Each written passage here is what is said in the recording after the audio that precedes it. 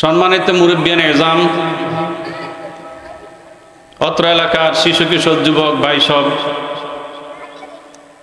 মহান আল্লাহ পাকের দরবারে শুকর আদায় করছি, যিনি আমাদেরকে আজকের এই মাহফিলে উপস্থিত হওয়ার তৌফিক দিয়েছে। আলহামদুলিল্লাহ। আল্লাহ পাক আমাদের আশা বসা সহযোগিতা সবগুলিকে কবুল করুন, আমিন। এই মাহফিল আমাদের জন্য রোজ কিয়ামতের কঠিন দিবসে নাজাতের উসিলা হিসেবে কবুল করুন, আমিন। আল্লাহ আমাদেরকে পবিত্র কোরআনের বরকত হাসিল করার তৌফিক দান করুন, আমিন। সম্মানিত উপস্থিতি, আল্লাহ রাব্বুল আমিন আমাদেরকে সৃষ্টি করেছেন, সৃষ্টি করে দুনিয়াতে পাঠিয়েছেন।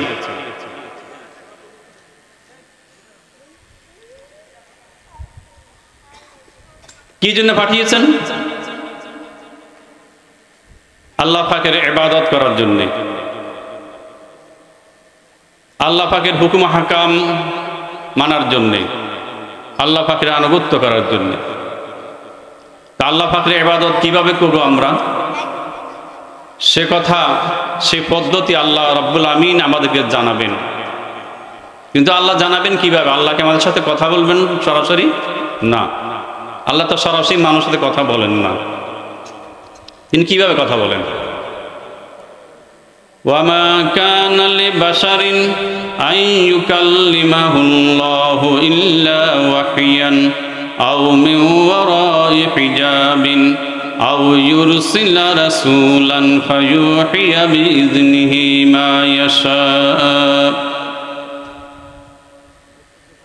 কোনো মানুষের জন্য এটা শোভনীয় নয়, সম্ভব নয় যে সে আল্লাহর সাথে সরাসরি কথা বলবে অথবা আল্লাহ তার সাথে সরাসরি কথা বলবেন। আল্লাহ যখন মানুষের সাথে কথা বলতে চান তখন তিনি কথা বলেন ওহীর মাধ্যমে, কিংবা পর্দার আড়াল থেকে, অথবা তিনি ফেরেশতা প্রেরণ করেন আর ফেরেশতা আল্লাহর পক্ষ থেকে আল্লাহর বাণীগুলো মানুষের কাছে পৌঁছায়। তো ফেরেশতা জিবরাইল আলাইহিস সালামকে আল্লাহ পাক ওহী নিয়ে, আসমানি কিতাব নিয়ে দুনিয়াতে প্রেরণ করেছেন, যে সব মানুষের কাছে তার ওহী আসবে না। আল্লাহর পক্ষ থেকে ওহী যাদের কাছে আসে, ওহী শরঈ, শরীয়তের ওহী, আসমানি কিতাব, সহিফা, এটা আসবে নবী রাসূলদের কাছে। আর নবী রাসূলগণ আল্লাহ পাকের সেই ওহীকে গ্রহণ করার মতো ওইরকম যোগ্যতা আল্লাহ পাক তাদেরকে দান করেন। তো আল্লাহ পাক নবী রাসূলদের মাধ্যমে আল্লাহর বাণীগুলো, আল্লাহর কথাগুলো আল্লাহর বান্দাদের কাছে পৌঁছান। এবার আল্লাহ রাব্বুল আমিন দুনিয়াতে লক্ষাধিক নবী রাসূল প্রেরণ করেছেন। প্রথম নবী হচ্ছেন হযরত আদম আলাইহিস সালাম, আর সর্বশেষ শ্রেষ্ঠ নবী, নবীদের নবী, মহানবী, যার পর আর কোনো নবী আসবেন না, সে মুহাম্মদুর রাসূলুল্লাহ সাল্লাল্লাহু আলাইহি ওয়াসাল্লাম হলেন সর্বশ্রেষ্ঠ এবং সর্বশেষ নবী। এবং তার উপর আল্লাহ পাক কোরআনুল মাজিদ নাজিল করেছেন। কি জন্য নাজিল করলেন? যে আল্লাহ পাক মানুষকে সৃষ্টি করেছেন কি জন্য, দুনিয়াতে পাঠিয়েছেন কি জন্য, সেগুলো মানুষ জানবে কোরআন থেকে। আল্লাহ যদি জানান সেটাই হবে নির্ভুল, ঠিক না? আর মানুষ যদি নিজে নিজে জানতে চায় তাহলে সেটা নির্ভুল হওয়ার 100% নিশ্চিত নয়, বরং তাতে ভুল হওয়ার সম্ভাবনাই বেশি। আসমানি কিতাব ছাড়া, ওহী ছাড়া মানুষ যখন নিজেকে নিজে জানতে শুরু করছে তখন সঠিকভাবে জানতে পারে নাই। পারছে? পারে নাই। যেমন মিস্টার ডারউইন, নাম শুনেছেন হয়তো, যারা স্কুল কলেজে মাদ্রাসা পড়ালেখা করেছে তারা জানে। মিস্টার ডারউইন বংশগতভাবে ইহুদি ছিল, এমনি নাস্তিক। মানুষ কিভাবে দুনিয়াতে আসলো, তো একটা থিওরি দিল, মানুষ বানরের বংশজাত। তার বিবর্তনবাদ নামে একটি থিওরি, একটি মতবাদ সে আবিষ্কার করেছে। বোঝাতে চেয়েছে মানুষকে আল্লাহ পাক সৃষ্টি করেন নাই, আল্লাহ বলতে কোনো স্রষ্টা নাই, মানুষ দুনিয়াতে বিবর্তনের মাধ্যমে এসেছে। তার থিওরিটা পুরাটাই এই ধরনের যে সাগর মহাসাগরের সমুদ্র পৃষ্ঠে বাসমান, পানির উপরে বাসমান ময়লা আবর্জনা থেকে কীট পতঙ্গের সৃষ্টি হয়েছে, পোকামাকড়ের সৃষ্টি হয়েছে অটোভাবে, মানে আল্লাহ পাক সৃষ্টি করেন নাই। কোথাও ময়লা থাকলে সেখানে পোকামাকড় তৈরি হয়, হয় না? হয়তো আপনারা দেখেছেন।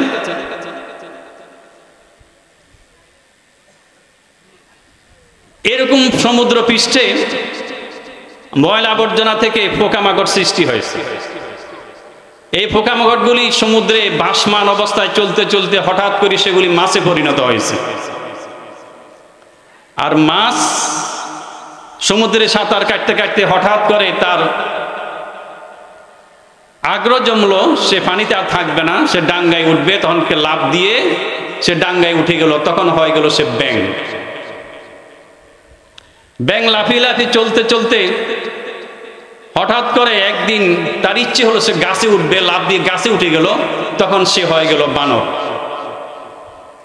আর বানর গাছের এক ডাল থেকে আরেক ডালে লাফিয়ে চলতে চলতে একদিন হঠাৎ করে গাছ থেকে নিচে পড়ে গেল, অমনি তার লেজটি খসে গেল এবং সে মানুষের আকার ধারণ করলো। নাউজুবিল্লাহ মিন যালিক। এ হলো ডারউইনের বিবর্তনবাদ। তাহলে এখানে সে কি বোঝাতে চেয়েছে? বোঝাতে চেয়েছে যে মানুষ এইভাবে বিবর্তনের মাধ্যমে এসেছে, যে মানুষ তার পূর্বে ছিল বানর, বানরের পূর্বে ছিল ব্যাঙ, ব্যাঙের পূর্বে ছিল মাছ, মাছের পূর্বে ছিল কীট পতঙ্গ, কীটের আগে ছিল সে ময়লা আবর্জনা। এ হলো মানুষের কাহিনী। এই যে ডারউইনের বিবর্তনবাদ, এটার সাথে ইসলামের কোনো সম্পর্ক নাই, এটার সাথে কোনো বাস্তবতার সম্পর্ক নাই, বরং নিজ থেকে গবেষণা করে আবিষ্কার করতে গিয়ে এই ভুলটা করেছে। মুসলমানরা এই থিওরিতে বিশ্বাস করে না। আমরা কি বিশ্বাস করি? না, বরং আল্লাহ রাব্বুল আলামিন সৃষ্টি করেছেন মানব জাতি। সে মানব জাতির প্রথম মানুষ আদম আলাইহিস সালাম, আর আমরা হলাম আদমের সন্তান সবাই, ঠিক কিনা? আল্লাহ কথা বলেছেন না কোরআন শরীফে? কোরআন শরীফ বলেছেন আল্লাহ যখন মানুষ সৃষ্টি করার ইচ্ছে করেছেন তখন তিনি আদম আলাইহিস সালামকে সর্বপ্রথম সৃষ্টি করেছেন। আদম সন্তান, তারপর সন্তান, তাদের সন্তান, তাদের সন্তান, এইভাবে বর্তমান প্রজন্ম। সুতরাং মানুষ বানরের জাত নয়, মানুষ হচ্ছে কার জাত? এটা হচ্ছে আদম আলাইহিস সালামের বংশ। এটা আদম আলাইহিস সালামকে বলা হয় আবুল বশর, মানব জাতির পিতা। তাহলে ডারউইন এই ভুলটা কেন করলো? কারণ নিজে নিজে বুঝতে গিয়ে ভুলটা করেছে। মারাত্মক বলে এটি, এটা বিশ্বাস করা যাবে না। যদি কোরআন পড়তো তাহলে সঠিক দর্শনটা লাভ করতে পারত। তাহলে কোরআন বলছে, কোরআন আল্লাহ পাক বলছেন যে মানুষ আদম আলাইহিস সালামের সন্তান। তাহলে আমাদেরকে নির্ভুল জ্ঞান অর্জন করতে হলে, নির্ভুল জীবন যাপন করতে হলে, নির্ভুল আইনের অনুসরণ করতে হলে কোরআন সুন্নাহর অনুসরণ, আল্লাহর আনুগত্য এবং রাসূলের আনুগত্য ছাড়া কোনো উপায় নাই। এই জন্য আল্লাহ রাব্বুল আমিন নবী রাসূলদের মাধ্যমে আসমানি কিতাব এবং সহিফা দান করেছেন। সেই ধারাবাহিকতায় সর্বশ্রেষ্ঠ ইমামুল মুরসালিন, ইমামুল আম্বিয়া, খাতামুল আম্বিয়া, রহমাতুল আলামিন, শাফিউল মুজনিবিন, আকায়ে নামদার রাসূল পাক সাল্লাল্লাহু আলাইহি ওয়াসাল্লামের উপরে কোরআন মাজিদ নাযিল করেছেন। এটা আসমানি কিতাব, সর্বশেষ এবং সর্বশ্রেষ্ঠ কিতাব। এরপর আর কোনো কিতাব নাযিল হবে না, যেহেতু মুহাম্মদ ইসলামের পরে পৃথিবীতে আর কোনো নবী রাসূল আসবে না। মানব জাতি যদি তাদের সঠিক হেদায়েত লাভ করতে চায়, মানব জাতি যদি সঠিক দিগদর্শন লাভ করতে চায়, তাহলে এই কোরআন পড়তে হবে, এই কোরআনের অনুসরণ করতে হবে, এই কোরআন বুঝতে হবে, কোরআনের অনুসরণ করতে হবে। ভাইরা আমার, এই কোরআন কারিমে 114টি সূরা আছে। কয়টি সূরা? 114টি সূরা এবং 30 পারা কোরআন। দেখো পারা, পারা মানে অংশ, খণ্ড। এই 114টি সূরাকে 30 পারা বা 30টি খণ্ডে 30টি অংশে ভাগ করা হয়েছে। কোরআন কারীমের 12 নম্বর সূরা সূরা ইউসুফ থেকে আমাকে আলোচনা করার জন্য কর্তৃপক্ষ অনুরোধ করেছেন। এই জন্য আমি আপনাদের সামনে 12 নম্বর সূরা হলো সূরা ইউসুফ। সূরা ইউসুফ অনেক বড় সূরা, কিন্তু এটা প্রথম থেকে আলোচনা করার ইচ্ছে করেছি। আল্লাহ পাক তৌফিক দান করুন। ওয়া মা তাওফিক ইল্লা বিল্লাহ আলাইহি তাওয়াক্কালতু ওয়া ইলাইহি উনীব। কোরআন কারীমের বরকত হাসিল করতে হলে শয়তান যেন ওয়াসওয়াসা না দেয়, শয়তান যেন আমাদেরকে অন্যমনস্ক না করে, কোরআনের বরকত যেন আমরা হাসিল করতে পারি। এর জন্য আল্লাহর কাছে শয়তানের ওয়াসওয়াসা থেকে পানাহ চাইতে হবে। এই জন্য আল্লাহর কাছে আমরা পানাহ চাই নি। আবার আউযু বিল্লাহি মিনাশ শাইতানির রাজীম। বিসমিল্লাহির রহমানির রহিম। আলিফ লাম রা তিলকা আয়াতুল কিতাবিল মুবিন। ইন্না আনজালনাহু কুরআনান আরাবিয়্যান লাআল্লাকুম তা'কিলুন। নাহনু নাকুসসু আলাইকা আহসানাল ক্বাসাস বিমা আওহাইনা ইলাইকা হাযাল কুরআন وإن كنت من قبله لمن الغافلين إذ قال يوسف لأبيه يا أبت إني رأيت 11 كوكبا والشمس والقمر رأيتهم لي ساجدين قال يا بني لا تقصص رؤياك على إخوتك فيكيدوا لك كيدا إن الشيطان للإنسان عدو مبين وكذلك يجتبيك ربك ويعلمك من تأويل الأحاديث ويتم نعمته عليك وعلى آل يعقوب كما أتمها على أبويك من قبل إبراهيم وإسحاق إن ربك عليم حكيم لقد كان في يوسف وإخوته آيات للسائلين صدق الله العلي العظيم وصدق رسوله النبي الكريم ونحن على ذلك من الشاهدين والشاكرين والحمد لله رب العالمين। সূরা ইউসুফ কোরআন কারীমের 12 নম্বর সূরা। এটি মক্কি সূরা, অর্থাৎ রাসূল ইসলামের মক্কা শরীফ থেকে মদিনা শরীফে হিজরতের পূর্বে মক্কা শরীফে এই সূরাটি নাজিল হয়েছে। 111টি আয়াত রয়েছে। মক্কা শরীফে রাসূল ইসলাম যখন লোকদেরকে ইসলামের দাওয়াত দিচ্ছেন, দ্বীনের প্রচার করছেন, বিশেষ করে তাওহীদের দাওয়াত দিচ্ছেন, বলছে যে আমি নবী, আমার উপর ওহী নাজিল হয়েছে, কোরআন নাজিল হয়েছে। সব নবীরা তো একই দাওয়াত দিয়েছেন, সেটা হচ্ছে তোমরা আল্লাহর ইবাদত করো, মূর্তি পূজা পরিহার করো। রাসূল ইসলাম এটা দাওয়াত দিচ্ছেন, কিন্তু মুশরিকরা সহজে রাসূল ইসলামের এই কথাগুলি গ্রহণ করছে না, তাকে নবী বলি স্বীকার করছে না। যারা সত্যের অনুসারী তাদের কাছে যখন দাওয়াত দিলেন তারা গ্রহণ করছে, কিন্তু অনেক লোক আছে কুটিল, বিশেষ করে সমাজের প্রভাবশালী যারা নেতা, আবু জাহাল, আবু লাহাব, উতবা, সাইবা, এই জাতীয় নেতৃস্থানীয় লোক যারা, তারা কিন্তু রাসূল ইসলামের নবুয়ত স্বীকার করলো না এবং কোরআন কারীমও গ্রহণ করলো না। রাসূল সাল্লাল্লাহু আলাইহি ওয়াসাল্লাম যখন বললেন আমার উপর কোরআন নাজিল হয়েছে, ওহী নাজিল হয়েছে, তখন তারা বলে না, আল্লাহ পাক কোনো কিছু নাজিল করেন নাই, আমরা বিশ্বাস করি না, বরং কোরআন হচ্ছে তোমারই বানানো, তোমারই রচিত কিতাব। এর মধ্যে ইহুদিরা মুশরিকদেরকে বুদ্ধি দিয়েছে যে মুহাম্মদ সাল্লাল্লাহু আলাইহি ওয়াসাল্লামকে প্রশ্ন করো, যদি নবী হয় তো বলতে পারবে। সেটা কি? ইউসুফ আলাইহিস সালামের ঘটনা। তো ইউসুফ আলাইহিস সালাম তো মুহাম্মদ সাল্লাল্লাহু আলাইহি ওয়াসাল্লাম দুনিয়া আসার আগে এসেছেন।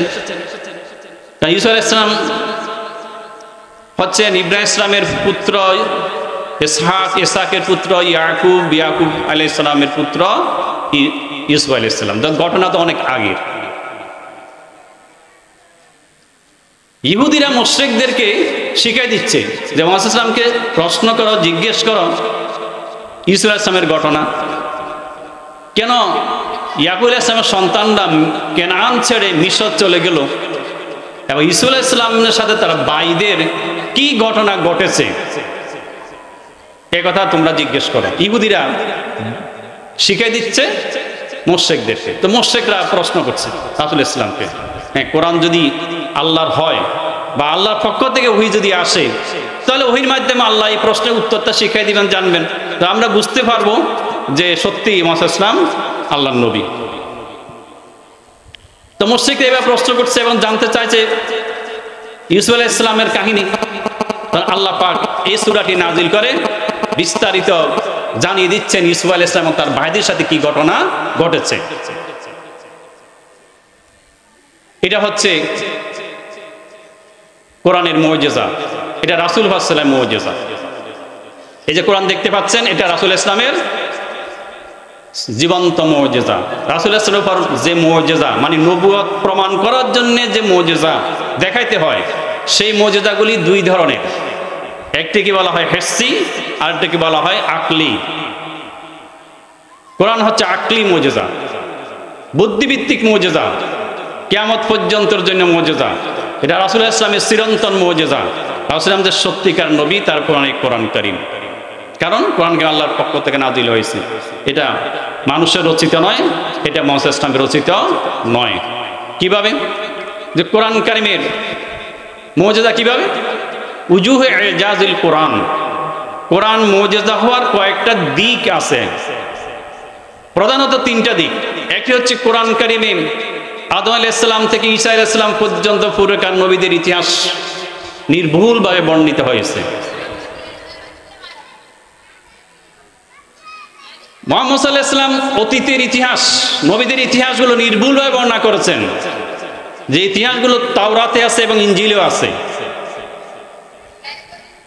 মক্কা শরীফের সব মানুষই জানে যে মুহাম্মদ সাল্লাল্লাহু আলাইহি ওয়াসাল্লাম কোনো ইতিহাস গ্রন্থ পড়েন নাই, তিনি তাওরাত পড়েন নাই, ইনজিল পড়েন নাই, তিনি কোনো শিক্ষকের সংস্পর্শে যান নাই, তিনি কোনো ধর্মীয় কিতাব পড়েন নাই, কোনো ইতিহাস কিতাব পড়েন নাই, কোনো গল্প কাহিনীর বইও পড়েন নাই, কোনো মাস্টারের শিক্ষকের ছাত্র হন নাই দুনিয়াতে। তিনি কোনো পণ্ডিতের সংস্পর্শে যান নাই,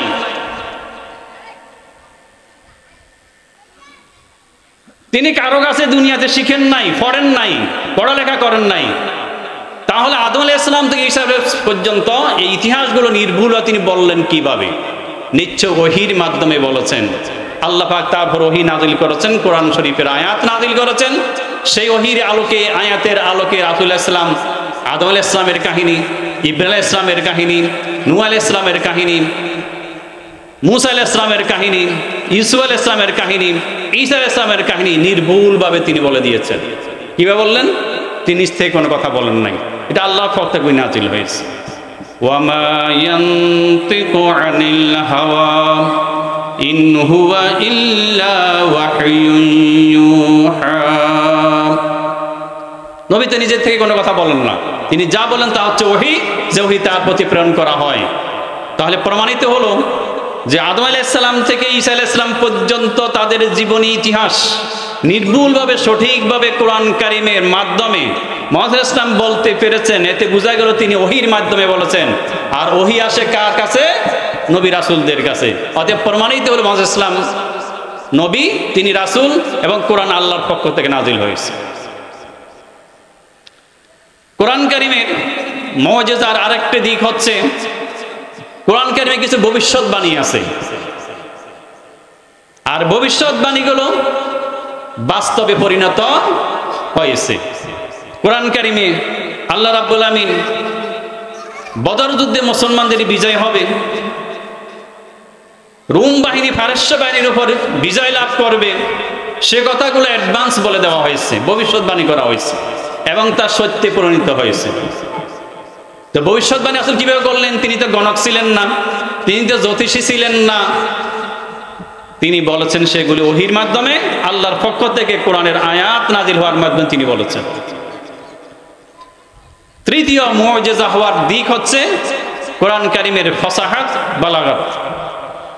কোরআন কারীম যদি আরবি ভাষায় নাজিল হয়েছে, আর আরবদের ভাষা মক্কা নগরীর ভাষা, মানুষের ভাষা আরবি হওয়া সত্ত্বেও কোরআনের মতো এরকম সুন্দর, সাবলীল, গতিশীল, অলঙ্কারপূর্ণ, ঝংকারপূর্ণ, হৃদয়স্পর্শী, মানুষের মন কেড়ে নেয় এমন ভাষা এবং ভাব দিয়ে যে কোরআনের আয়াত নাজিল হয়েছে আরবি ভাষায়, এই রকম ভাষায়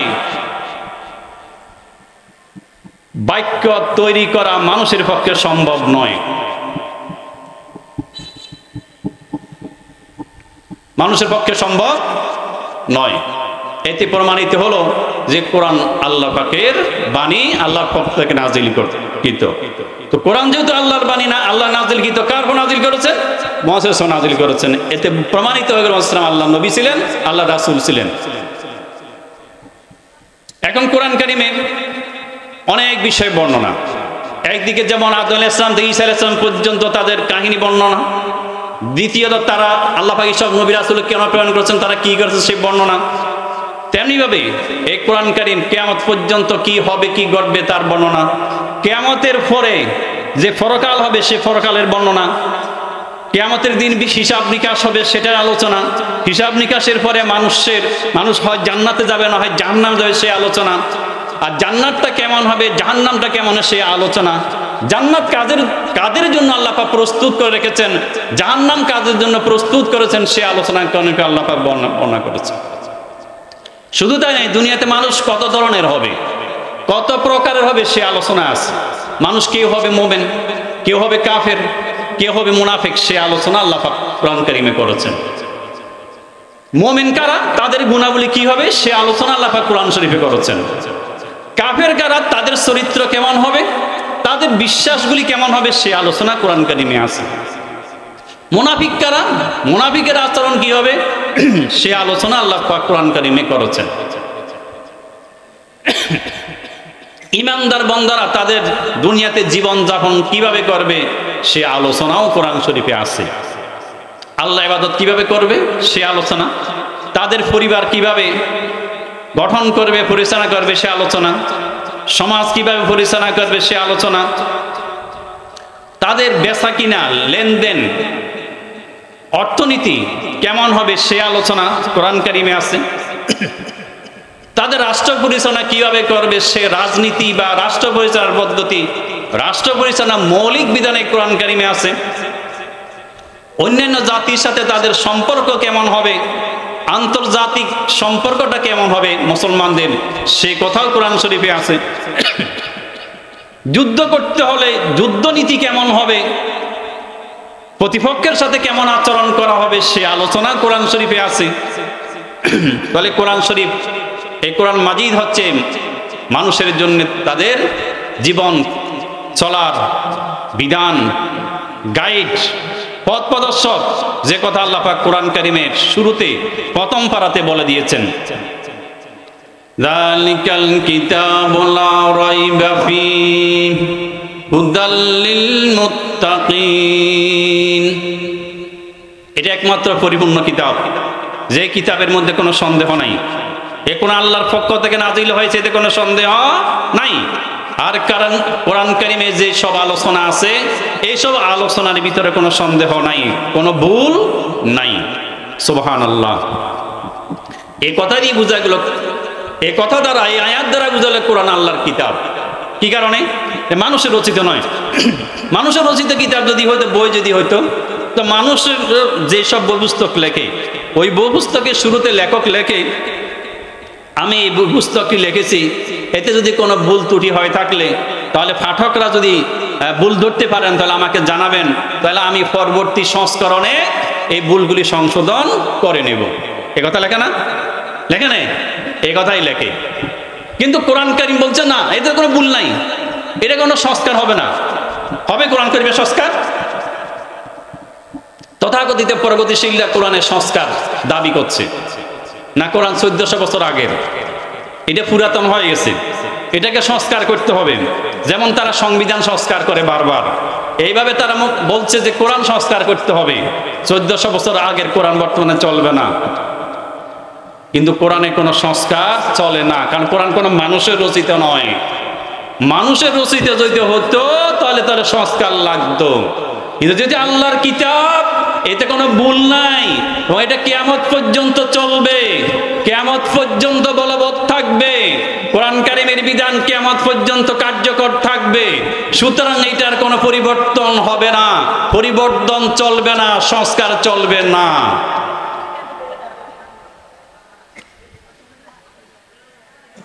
আচ্ছা, কোরআন কারীম কি পুরাতন হয়ে গেল? বেশি পুরাতনে?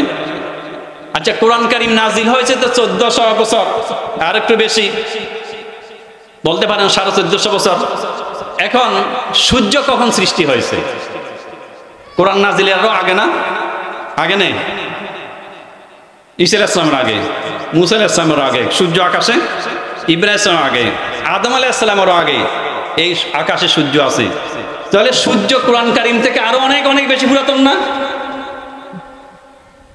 1400 বছর অতিবাহিত হওয়ার কারণে কোরআন যদি পুরাতন হয়ে যায়, এটা থেকে যদি বাদ দিতে হয় তাহলে সর্বপ্রথম বাদ দিতে হবে সূর্যকে, কারণ সূর্য তো আরো অনেক বেশি পুরাতন, অনেক হাজার বছর নয়, লক্ষ বছর এটা পুরাতন। তাহলে আগে সূর্যকে বাদ দাও। বাদ দেওয়া যাবে? দিতে পারবে? সারা পৃথিবীর সব মানুষ একত্রিত সূর্যকে বাদ দিলে, সূর্যকে ডিলেট করতে চাইলে ডিলেট করতে পারবে? পারবে না। তো কেন সূর্য এত পুরাতন হওয়া সত্ত্বেও সূর্যকে বাদ দাও না, আর কোরআন কারীমকে বাদ দিতে চাও, কোরআন কারীমকে পরিবর্তন করতে চাও, কোরআন কারীমকে সংস্কার করতে চাও? না, ওই আগেই বলেছি, মানুষ যখন নিজের বিবেক বুদ্ধি দিয়ে চলতে চায় তখন ভুল করে, ঠিক নেই? এই যে ভুল হলো। কিন্তু কোরআন কারীম যে দরকার, এবং এটা যে আল্লাহর কিতাব, কোরআন কারীম যে নাজিল হওয়ার পর থেকে কিয়ামত পর্যন্ত এটা চলবে, এটার আইন চলবে, এটার বিধান চলবে, এটা মেনে চলতে হবে। এটার বিধান মেনে চললে মানব জাতির কল্যাণ, আর এটা না মানলে মানব জাতির জন্য অকল্যাণ। এই কোরআন কারীমের মাধ্যমে রাসূল ইসলাম মক্কা নগরী, মদিনা শরীফ এবং আরব অঞ্চল তার জীবদ্দশায় যে রাসূল কোরআন নাজিল আগে হানাহানি মারামারি ছিল, সে হানাহানি মারামারি অশান্তি কি দূর করে তিনি শান্তি প্রতিষ্ঠা করেছিলেন এই কোরআনের আলোকে। তাহলে কোরআন কারীম মেনে চললেই রহমত, কোরআন কারীম মেনে চললেই শান্তি, কোরআন কারীম মেনে চললেই পৃথিবীতে হবে সকল অশান্তি দূর হবে, শান্তি প্রতিষ্ঠা হবে। আমরা যদি আমাদের সমাজে, আমাদের দেশে, বর্তমান পৃথিবীতে যদি আমরা শান্তি প্রতিষ্ঠা করতে চাই, মানুষের কল্যাণ যদি আমরা চাই, তাহলে কোরআন পড়তে হবে, কোরআন বুঝতে হবে, কোরআনের সাথে আমল করতে হবে। এর সাথে কোরআনের সাথে সুন্নাহ তথা রাসূল ইসলামের জীবন আদর্শ পড়তে হবে, মানতে হবে। কারণ কোরআন কারীম হলো থিওরি, আর রাসূল ইসলামের জীবনটাই হলো কোরআনের বাস্তব। বাস্তব কোরআন হচ্ছে রাসূল ইসলামের জীবনী। আর এই জন্য রাসূল পাক সাল্লাল্লাহু আলাইহি ওয়াসাল্লামের জীবনীও জানতে হবে, সুন্নাহ হাদিস আমাদেরকে পড়তে হবে। কোরআন কারীম ভালোভাবে বুঝতে হলে সুন্নাহ লাগবে এবং হাদিস লাগবে। সুন্নাহ বা হাদিস ছাড়া কোরআন কারীম ভালোভাবে বোঝা যাবে না। কারণ কোরআন কারীম রাসূল উপর নাজিল হয়েছে, আল্লাহ পাক এই কোরআন কারীমের ব্যাখ্যা, বিশ্লেষণ, তাফসীর রাসূল ইসলামকে জানিয়ে দিয়েছেন, সে কথাও কোরআন শরীফে আছে। ইন্না আলাইনা জামআহু ওয়া কুরআনা ফাইজা কারানাহু ফাত্তাবি'ল কুরআনা সুম্মা ইন্না আলাইনা বায়ানা। হে নবী, যখন জিবরাইল আপনার কাছে কোরআন নিয়ে আসবে, পড়বে, আপনি শুনবেন, সেই আয়াতগুলো শোনার আপনি শুনে থাকবেন, সাথে সাথে পড়বেন না। রাসূল ইসলাম ওই জিব্রাইল তেলাওয়াতের সাথে সাথে আবার উলি উচ্চারণ করতেন ভুলে যাবার ভয়ে। আল্লাহ পাক বলছেন না, লা তুহাররিক বিহি লিসানাকা লিতা'জালা বি ইন্না আলাইনা জামআহু ওয়া কুরআনা ফাইযা কারা'নাহু ফাত্তাবি' কুরআনা সুম্মা ইন্না আলাইনা বায়ানা। রাসূল, আপনি জিহ্বা নাড়াচাড়া করিয়েন না, জিব্রাইল যখন পড়বে আপনি শুনবেন। এই আয়াতগুলি আপনার মনের ভিতরে গেঁথে দেওয়ার দায়িত্ব আমার, আপনাকে মুখস্থ করিয়ে দেওয়ার দায়িত্ব আমার, আমি মুখস্থ করে দিব, ভুলবেন না। সুম্মা ইন্না আলাইনা বায়ানা, জিব্রাইল আয়াতগুলো নাজিল করবে, আপনি শুনবেন, আমি মুখস্থ করে দিব, জিব্রাইল চলে যাবে, এই আয়াতগুলো আপনাকে বুঝিয়ে দিব, এটার ব্যাখ্যা বিশ্লেষণ তাফসীর আমি আপনাকে বুঝিয়ে দিব।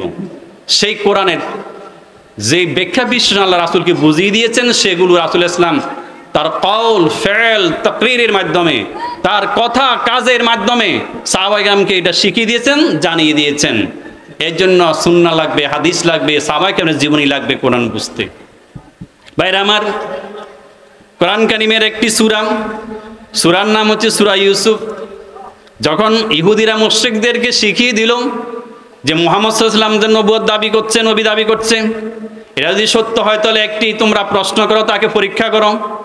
ইউসুফ আলাইহিস সালাম চলে গিয়েছেন অনেক বছর আগে, মুহাম্মদ ইসলাম তাকে দেখেন নাই, সুতরাং ইউসুফ আলাইহিস সালামের কাহিনী তিনি জানবেন না।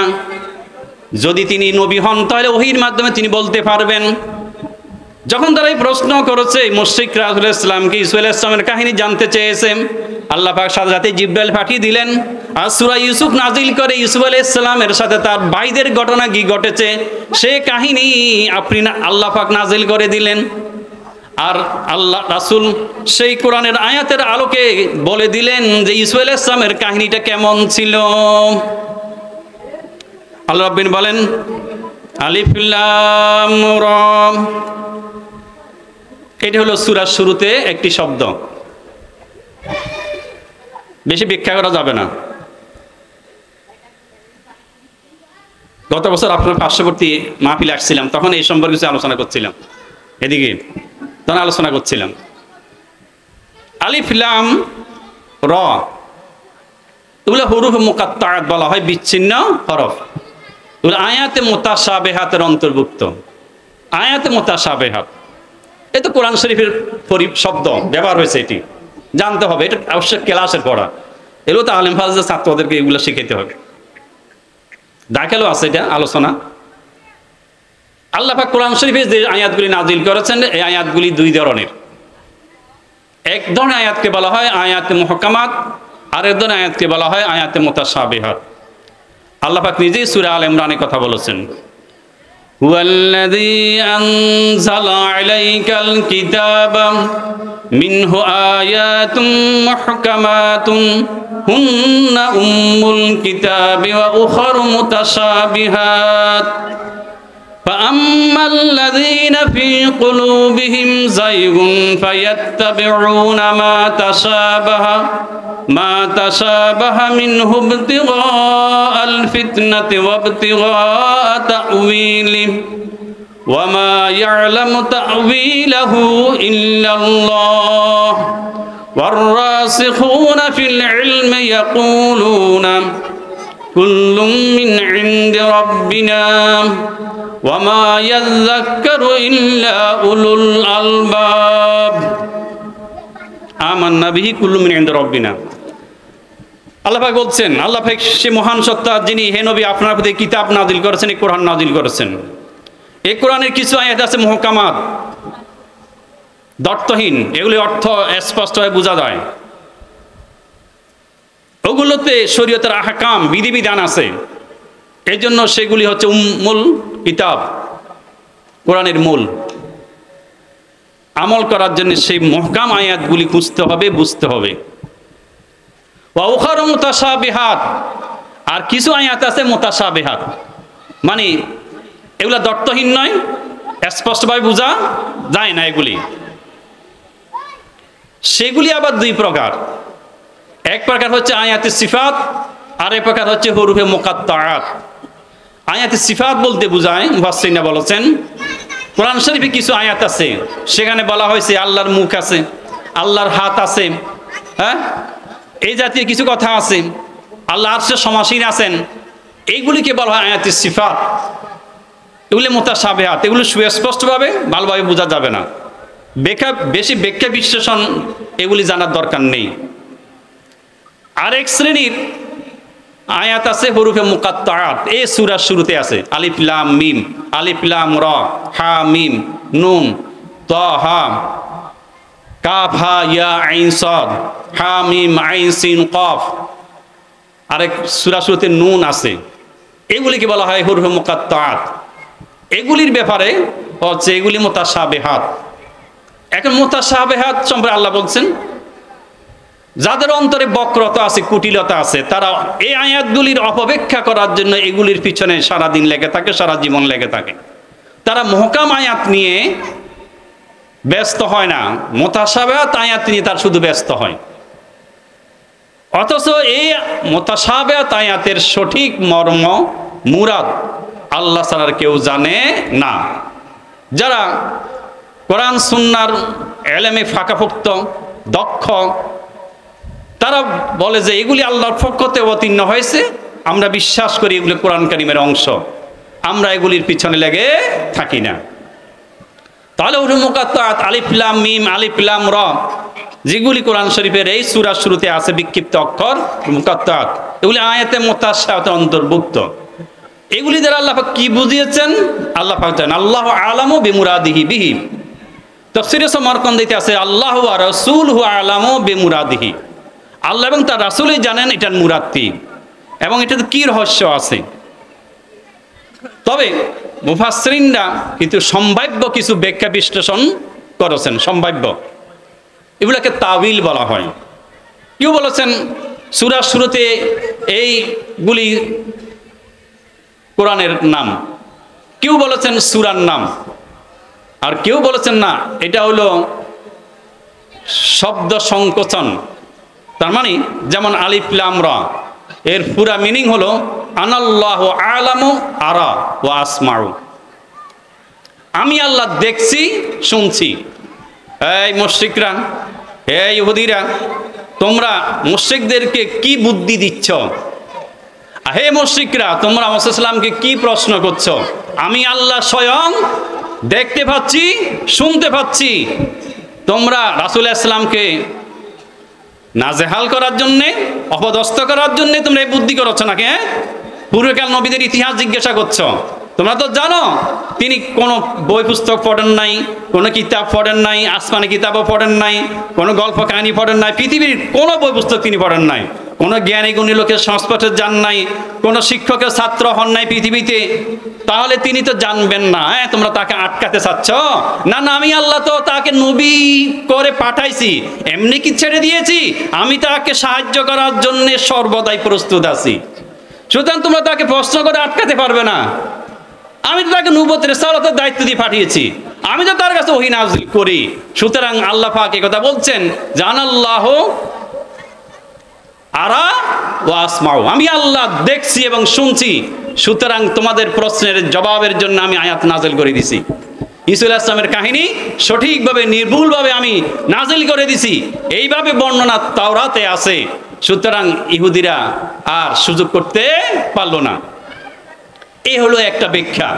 তবে অধিকাংশ মুফাসসির কিরাম বলেছেন এত ব্যাখ্যার দরকার নাই, বরং যে মুশরিকরা যে বলেছে কোরআন আল্লাহর কিতাব নয়, আল্লাহর কালাম নয়, এটা মুহাম্মদ সাল্লাল্লাহু আলাইহি ওয়াসাল্লামের রচিত, কিংবা আরবের কোনো দক্ষ সাহিত্যিক কবি তাকে রাত্রিবেলা শিখিয়ে দেন আর দিনের বেলা তিনি মানুষের কাছে প্রচার করেন, তারা এই সব কিছু বলছে। আল্লাহ পাক তাদেরকে চ্যালেঞ্জ দিয়েছেন, না, কোরআন কারীম আরবি ভাষায় নাজিল হয়েছে বলেন যে কেউ কোরআনের আয়াতের মতো আয়াত রচনা করতে পারবে, বলতে পারবে এমন নয়। মুহাম্মদ সাল্লাল্লাহু আলাইহি ওয়াসাল্লামের ভাষা যদিও আরবি, তিনি আরবিতে কথা বলেন, কিন্তু তোমাদের ভাষাও তো আরবি, তোমরাও তো আরবিতে কথা বলো। কোরআন কারীম যদি আমার রচিত না হয়, এটা মুহাম্মদ সাল্লাল্লাহু আলাইহি ওয়াসাল্লামের রচিত হয় কিংবা কোনো মানুষের রচনা হয়, তাহলে ঠিক আছে, কোরআনের মতো কোরআন তোমরা রচনা করে আনো। ফালিয়াতু বিহাদিসিম মিসলি, এই কোরআনের মতো তারা কোরআন রচনা করে আনো, কিন্তু তারা পারে নাই। আল্লাহ পাক চ্যালেঞ্জ কমিয়ে দিলেন, বললেন এই কোরআনে 10টি সূরার মতো সূরা তৈরি করে আনো। ফালিয়াতু বিআশারি সুওয়ারিম মিন মিসলি, এই কোরআনের 114টি সূরা নয়, বরং 10টি সূরা, বড় সূরা নয়, ছোট 10টি সূরার মতো তারা সূরা তৈরি করে আনো। তাও তারা পারে নাই। আল্লাহ পাক চ্যালেঞ্জ আবার কমাই দিলেন, বললেন এই কোরআনে যে 114টি সূরা আছে, সবচেয়ে ছোট সূরা হচ্ছে সূরা কাউসার। সবচেয়ে সূরা কোনটি? সূরা কাউসার, 3 আয়াত, মাত্র 3 আয়াত সূরা কাউসার। এই সূরা কাউসারের মতো একটি সূরা তৈরি করে আনো তারা, কিন্তু পারে নাই। আল্লাহ চ্যালেঞ্জ দিয়েছেন কোরআন কারিমের সূরা বাকারাতে শুরুতেই আলোচনা আছে। জানেন আপনারা যারা কোরআন পড়েছেন, কোরআন পড়তে হয়, বুঝতে হবে। মজা, কোরআন বুঝলে মজা, কি যে মজা লাগে। আমার ইচ্ছে হয় সারাক্ষণ কোরআন পড়তে আর তাফসীর পড়তে, খুব মজা লাগে। এত রহস্য আছে, এত তত্ত্ব আছে, তথ্য আছে, এত এলেমের এত জ্ঞান আছে, আশ্চর্য কথা। আপনি একটু বুঝে বুঝে পড়বেন, দেখবেন আপনি অনেক প্রশ্নের উত্তর পাবেন, অনেক আপনি এলেম অর্জন করতে পারেন কোরআন থেকে। আল্লাহ পাক বলেন, ওয়াইন কুনতুম ফি রাইবিম মিম্মা নাযালনা আলা আবদিনা ফাতু বিসূরাতিম মিন মিসলি ওয়াদউ শুহাদাআকুম মিন দুনিল্লাহি ইন কুনতুম সাদিকিন ফাইন লাম তাফআলু ওয়ালান তাফআলু ফাত্তাকুন নারাল্লাতী ওয়াকুদুহান নাস ওয়াল হিজারা উইদ্দাত লিল কাফিরিন। এই কাফির মুশরিকরা, এই কোরআন অস্বীকারীরা, মুহাম্মদ ইসলামের নবুয়ত অস্বীকারীরা, শুনো, তোমরা যারা বলছো কোরআন আল্লাহর বাণী নয়, আল্লাহর কোরআন আল্লাহর বাণী হওয়ার ব্যাপারে যদি তোমাদের সন্দেহ হয়, তাহলে এই কোরআন কারিমের সবচেয়ে ছোট সূরা সূরা কাউসারের মতো একটি ছোট্ট সূরা তোমরা তৈরি করে আনো। সূরা কাউসারের মতো, মতো বলতে কি বোঝায়? ফাদু বিসূরাতিম মিন মিসলি, এটা সমস্ত তাফসীর কিতাবে আছে। আই ফিল ফাসাহাতি ওয়াল বালাগাতি, ফাসাহাত বালাগাতের দিক দিয়ে, মানে কোরআন এত ফসিহ, এমন বলিগ, এত বিশুদ্ধ, এত প্রাঞ্জল, এত মধুর, এত সাবলীল, এত গতিশীল, এত অলঙ্কারপূর্ণ, এত ঝংকারপূর্ণ, এত হৃদয় স্পর্শী। মানুষ কোরআন তেলাওয়াত শুনলে তার মনটা জুড়িয়ে যায়। একবার শুনলে বারবার শুনতে ইচ্ছে করে, ঠিক না? কোরআন তেলাওয়াত সুন্দর সুমধুর কণ্ঠে যখন তেলাওয়াত করা হয়, তখন বারবার শুনতে ইচ্ছে করে, সারাক্ষণ শুনতে ইচ্ছে করে, সারা দিন শুনতে ইচ্ছে করে। এটা কখনো পুরাতন হয় না। তাহলে কোরআনের এই ফাসাহাত বালাগাতের মতো, ফাসাহাত বালাগাতের দৃষ্টিতে কোরআনের সূরা কাউসারের মতো সূরা তৈরি করে আনো। এবং এই ব্যাপারে আল্লাহ ছাড়া যত সাহায্যকারী আছে, তোমরা তো মূর্তি পূজা করো, এগুলাকে দেবদেবী বলে পূজা করো, এগুলা তোমাদের খোদা মাবুদ বলে তোমরা বিশ্বাস করো, এবং এগুলি তোমাদেরকে সাহায্য করে বলে বিশ্বাস করো। তোমাদের দেবদেবীরা তোমাদেরকে বিদ্যা দে, বুদ্ধি দে, বিদ্যার দেবী পূজা করো। তাহলে তোমাদের বিদ্যার দেবীর কাছে সাহায্য চাও, যেন তোমাদের বিদ্যার দেবী এই কোরআনে সূরা কাউসারের মতো সূরা তোমাদেরকে তৈরি করে দে, কিংবা তোমাদেরকে সহযোগিতা করে। সারা পৃথিবীতে আল্লাহ ছাড়া তোমাদের যত সাহায্যকারী আছে, দেব দেবী মূর্তি, সবগুলোর কাছে তোমরা বলো, প্রার্থনা করো, যেন তোমাদের এবার সহযোগিতা করে সূরা কাউসারের মতো সূরা তৈরি করতে। কিন্তু পারবে না। যদি তোমরা সত্যবাদী হও, তোমাদের দাবি যদি সত্য হয় যে কোরআন আল্লাহর বাণী নয়, এটা মানুষের রচিত, আমাদের রচিত, তাহলে সূরা কাউসারের মতো সূরা তৈরি করে আনো। আল্লাহ বলছেন, ফাইন লাম তাফআলু, যদি না পারো তাহলে মেনে নাও এই কোরআন আল্লাহর কিতাব। আর এই কোরআন যার উপর নাজিল হয়েছে, যে কোরআনের আয়াত নিয়ে জিবরাইল যে মানুষের কাছে আসেন, সেই মানুষটির নাম মুহাম্মদ সাল্লাল্লাহু আলাইহি ওয়াসাল্লাম, তিনি নিশ্চয়ই নবী, তিনি অবশ্যই তিনি রাসূল, একথা মেনে নাও। ওয়ালান তাফআলু, আল্লাহ বলছেন যদি তোমরা না পারো, আর পারবেও না, কিয়ামত পর্যন্ত পারবে না, চ্যালেঞ্জ কিয়ামত পর্যন্ত দিলাম। ফাত্তাকুন নারাল্লাতী ওয়াকুদুহান নাস ওয়াল হিজারা, তাহলে জাহান্নামের আগুন থেকে তোমরা নিজেদেরকে বাঁচাও। এই কোরআনের প্রতি সারেন্ডার করো, ঈমান আনো, মুহাম্মদ ঈমান আনো, তাহলে জাহান্নামের আযাব থেকে বাঁচতে পারবে। আর জাহান্নামের ইন্ধন, জাহান্নামের আগুনের ইন্ধন, হেনজল হবে কি? মানুষ আর পাথর। আর সব মানুষ না, মানে কাফিররা আর কারা, মুশরিকরা যে মূর্তি পূজা করতো সেগুলিও জাহান্নামে যাবে।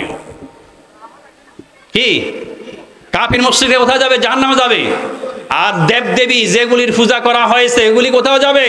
জাহান্নামে যাবে। উইদ্দাত লিল কাফিরিন, জাহান্নাম প্রস্তুত করে রাখা হয়েছে, সৃষ্টি করে রাখা হয়েছে কাফেরদের জন্য। এটা কি একটা আকীদার বিষয়। আল জান্নাতু ওয়ান নারু মাখলুকাতানে মওজুদাতানে আল আন, আকাইদের মাসালা এটি। বেহেশত দোজখ সৃষ্টি করা হয়েছে এবং বর্তমানে বিদ্যমান আছে। এবং সবে মেরাজে রাসূল ইসলাম জান্নাত জাহান্নাম দেখি এসেছেন। বুঝা গেছে? এর জান্নাত জাহান্নাম কিয়ামতের দিন প্রতিষ্ঠা করবেন, সৃষ্টি করবেন এমনটি নয়। আল্লাহ পাক জান্নাত জাহান্নাম প্রস্তুত করে রেখেছেন। উইদ্দাত ফেলে মাজি, এর অর্থ হচ্ছে সৃষ্টি করে রেখেছেন। এই আলোকে আকাইদের মাসালা হলো আল জান্নাতু ওয়ান নারু মাখলুকাতানে মওজুদাতানে আল আন, বেহেশত দোজখ সৃষ্টি করে রাখা হয়েছে এবং বর্তমানে বিদ্যমান আছে। ভাইরা আমার, আল্লাহ রাব্বুল আমিন শুধু মক্কার মুশরিক নয়, শুধু মক্কার কাফির নয়, সারা পৃথিবীর সমস্ত মানুষ, সারা পৃথিবীর সমস্ত জিন জাতি, মানব জাতি সবাইকে চ্যালেঞ্জ দিয়েছেন। সুবহানাল্লাহ।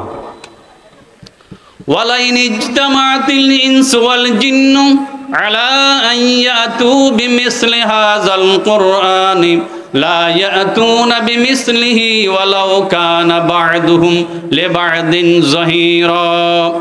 আল্লাহ পাক বলেন, আল্লাহর কসম, যদি সারা পৃথিবীর সব মানুষ, সারা পৃথিবীর সব জিন, জিন জাতি মানব জাতির সম্মিলিত প্রচেষ্টায় সবাই মিলে একত্রিত হয়ে কোরআনের মতো কোরআন যদি রচনা করতে চায় তাহলে পারবে না। তারা একে অপরকে সাহায্য করলো, সহযোগিতা করলো, সকলের সম্মিলিত প্রচেষ্টায় সারা পৃথিবীর মানুষ আর জিন জাতি মানব জাতি সব উভয় জাতির সম্মিলিত প্রচেষ্টায় কোরআনের সূরা কাউসারের মতো একটি সূরা তৈরি করতে যদি চায় পারবে না। আল্লাহ রাব্বুল বলেন, হে মক্কার মুশরিকরা, তোমরা কেন বলো কোরআন মুহাম্মদের রচিত, মুহাম্মদের ভাষা আরবি, তাই এই জন্য নাকি মুহাম্মদ সাল্লাল্লাহু আলাইহি ওয়াসাল্লাম যেমন আরবি ভাষায় কথা বলেন তোমরা তো আরবি ভাষায় কথা বলো। মুহাম্মদ সাল্লাল্লাহু আলাইহি ওয়াসাল্লাম যেমন আলিফ বা তা সা জিম হা খা এইসব হরফ দিয়ে গঠিত, কতগুলি শব্দ এবং শব্দ দ্বারা গঠিত কতগুলি বাক্য আয়াত তিনি তোমাদেরকে পড়ে শোনান, তেমনি ভাবে তোমরা যে কথা বলো, কবিতা রচনা করো, সেগুলি তো আলিফ বা তা সা জিম হা খা এইসব হরফ দ্বারাই গঠিত। তাহলে তোমাদের ভাষা আরবি হওয়ার কারণে তোমরা পারবে না কেন? তৈরি করে আনো না, পাচ্ছে না, পারে নাই। কেন পারে নাই? কোরআন মানুষের রচিত নয়, এই কারণে। কোরআন মানুষের রচিত নয়, এ কারণে। এটা আল্লাহ রচিত, এই কারণে কোরআনের মতো কোরআন রচনা করতে পারে নাই, সূরা কাউসারের মতো একটি সূরা তৈরি করতে পারে নাই। বাইরে আমায়তে প্রমাণিত হলো কোরআন আল্লাহর কিতাব, কোরআন আল্লাহর কিতাব, আল্লাহর কালাম। এই কোরআন যার উপর নাজিল হয়েছে তিনি নিশ্চয়ই নবী, তিনি নিশ্চয়ই কি রাসূল। আলতে কোরআন আমাদের হেদায়েতের জন্য নাজিল হয়েছে, যেন কোরআন পড়তে হবে, বুঝতে হবে। বাইরে আমার, আল্লাহ রাব্বুল বলেন, তিলকা আয়াতুল কিতাবিল মুবিন, এই কোরআন কারীমের আয়াত, এই কোরআন আয়াত যেগুলি তেলাওয়াত করা হচ্ছে বা মুসলিম তেলাওয়াত করছেন বা এইসব এই সূরাতে বলা হয়েছে, এগুলি হচ্ছে সুস্পষ্ট কিতাবের আয়াত, সুস্পষ্ট কিতাবের আয়াত, সুস্পষ্ট এই কথা মুবিন আর বাইনুল এজাজ, যার কোরআন মুজিজা হওয়ার ব্যাপারে সুস্পষ্ট।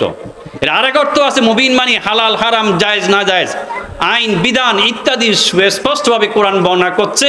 এই কারণে কোরআনের একটি সিফত হচ্ছে মুবিন, এটা সুস্পষ্টভাবে বর্ণনা করছে আয়াতে মুহকামাতগুলি। বাইরে আমার, এর আল্লাহ বলছেন, আনজালনাহু কুরআনান আরাবিয়্যান লাআল্লাকুম তা'কিলুন, আমি নিশ্চয় নাজিল করেছি এটাকে, এই কিতাবকে বেশি বেশি করে পড়ার জন্য এবং আরবি ভাষায় নাজিল করেছি, যাতে তো হে আরবরা তোমরা যেন বুঝতে পারো। এই আয়াতটি এবার বুঝতে হবে। আল্লাহ পাক কোরআন নাজিল করেছেন, বলছেন আল্লাহ পাক নাজিল করেছেন জিবরাইলের মাধ্যমে, কোন ভাষায়? আরবি ভাষায়। কেন নাজিল করেছেন? বুঝার জন্য। বুঝবে কেন? আমল করার জন্য। আমল করতে হলে কোরআন বুঝতে হবে, তাহলে কোরআনের ভাষা হচ্ছে আরবি, এবার আরবি ভাষাও শিখতে হবে।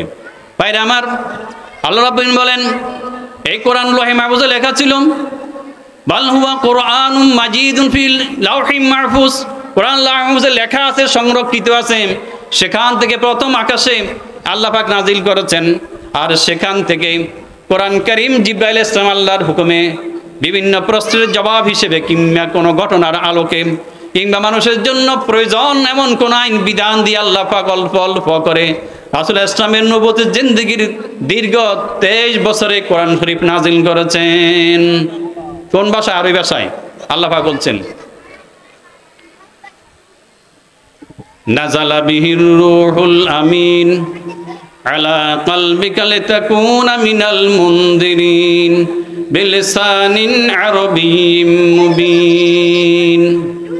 এই কোরআন আল্লাহর পক্ষ থেকে নাজিলকৃত, জিবরাইল আমিন এই কোরআন হে নবী আপনার রূহের উপর, কলবের উপর এটি নাজিল করেছেন যাতে আপনি লোকদেরকে সতর্ক করেন, সাবধান করেন। যারা কুফরি করছে, যারা শিরিক করছে, যারা আল্লাহর ইবাদত করছে না, মূর্তি পূজা করছে, যারা নাস্তিক, যারা মুরতাদ, যারা মুনাফিক, যারা কাফির, তারা জাহান্নামে যাবে। জাহান্নামের আযাব আল্লাহ পাক তাদের জন্য প্রস্তুত করে রেখেছেন।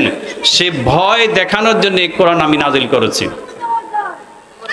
কোন ভাষায়? বিলিসানিন আরবিয়্যিম মুবিন, সুস্পষ্ট আরবি ভাষায় নাজিল করেছি।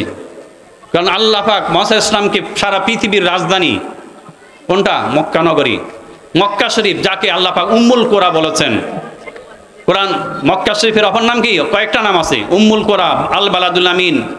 উম্মুল কোরা মানে সারা পৃথিবীর সব গ্রাম, সব জনপদের মূল। কারণ এই পৃথিবী পুরাটাই ফানি আর ফানি ছিল। সর্বপ্রথম স্থলপথ যেটি হয়েছে সেটি হচ্ছে কাবা শরীফ। তারপর কাবা শরীফের আশেপাশে মক্কা নগরী প্রথম স্থলপথ হিসেবে আল্লাহ পাক সৃষ্টি করেছেন। তারপর এখান থেকে আস্তে আস্তে আস্তে স্থলপথটা পৃথিবীর অন্যান্য প্রান্তে আল্লাহ পাক বিস্তার করেছেন। তাহলে উম্মুল কোরা সকল জনপদের মা মানে মূল, এটা প্রথম, এটা আল্লাহ পাক সৃষ্টি করেছেন স্থলপথ হিসেবে, এর জন্য এটা উম্মুল কোরা। তাহলে এখান থেকে যদি স্থলপথ সৃষ্টি শুরু, এটা হচ্ছে সারা পৃথিবীর নাভি, সারা পৃথিবীর মেন কেন্দ্র, সেন্টার। এই জন্য যেহেতু মুসা ইসলামকে আল্লাহ পাক সারা পৃথিবীর জন্য প্রেরণ করেছেন, তাহলে পৃথিবীর রাজধানী যেহেতু মক্কা নগরী, এই জন্য রাসূল ইসলামকে মক্কা নগরীতে আল্লাহ পাক পাঠিয়েছেন। এবং মক্কা নগরী রাসূল ইসলামের জন্মস্থান হওয়ার কারণে ধন্য। আর এই মক্কা নগরীর মানুষের ভাষা যেহেতু আরবি, এই জন্য কোরআন কারীম আল্লাহ পাক আরবিতে নাজিল করেছেন। আলোচনা ধীরে স্থিরে শুনতে হবে, এখানে কতগুলো কথা আছে। প্রথম কথা হচ্ছে যেহেতু কোরআন আল্লাহ পাক আরবি ভাষা নাজিল করেছেন, এর জন্য আরবি ভাষাকে আমাদেরকে মহব্বত করতে হবে, ভালোবাসতে হবে, ঠিক কিনা? কিন্তু আমরা কি ভালোবাসি? মুখে বললে হবে না, কথার সাথে কাজের মিল থাকতে হবে, কথার সাথে কাজে মিল থাকতে হবে। তা আমরা তো ভালোবাসি ইংরেজি ভাষাকে, যতটুকু না আরবি ভাষা জানি তার তো বেশি জানার চেষ্টা করি ইংরেজি ভাষাকে।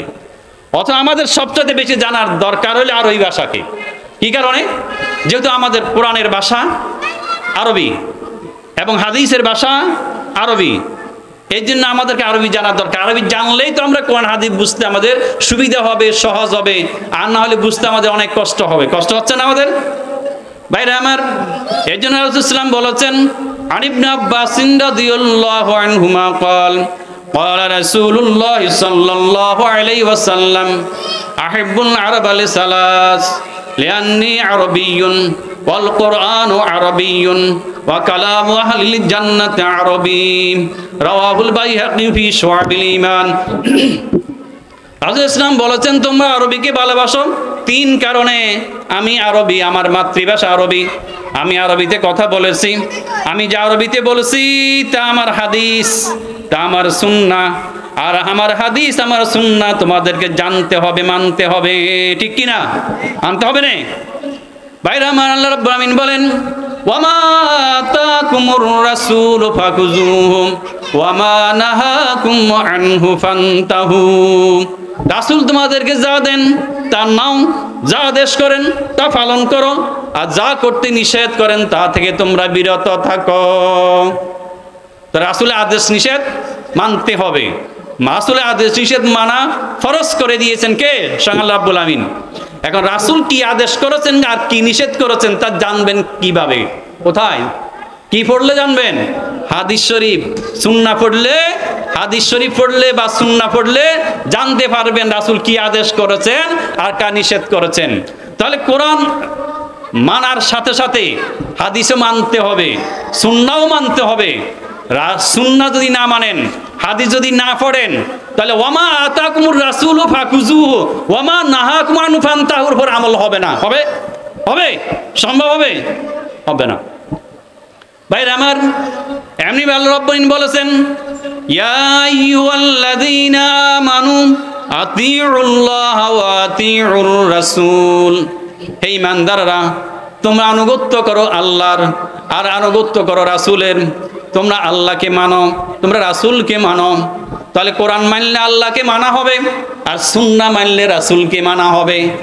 যদি আপনি সুন্নাহ না মানেন, শুধু কোরআন মানেন, তাহলে আতিউল্লাহর আমল হলো, আর সুন্নাহ যদি না মানেন তাহলে ওয়াতিউর রাসূলের উপর আমল হলো না। তাহলে আপনি কোরআনের কিছু অংশ মানলেন, কিছু অংশ মানলেন না, এটা কি চলবে? এটা চলবে না, এটা কিন্তু চলবে না। কোরআন পুরাপুরি মানতে হবে, কোরআনের সব কথাই মানতে হবে। তাহলে আতিউল্লাহর উপর আমল করতে হলে যেমন কোরআন মানতে হবে, তেমনি আতিউর রাসূলের উপর আমল করতে হলে সুন্নাহ মানতে হবে। তাহলে হাদিস পড়তে হবে, হাদিস বা সুন্নাহ ছাড়া বিকল্প নাই। বুঝে আসছে? আল্লাহ রাব্বুল আমিন বলেন, কুল ইন কুনতুম তুহিব্বুনাল্লাহ ফাত্তাবিউনি ইউহিব্বুকুমুল্লাহু ওয়া ইয়াগফির লাকুম যুনুবাকুম ওয়াল্লাহু গফুরুর রহিম।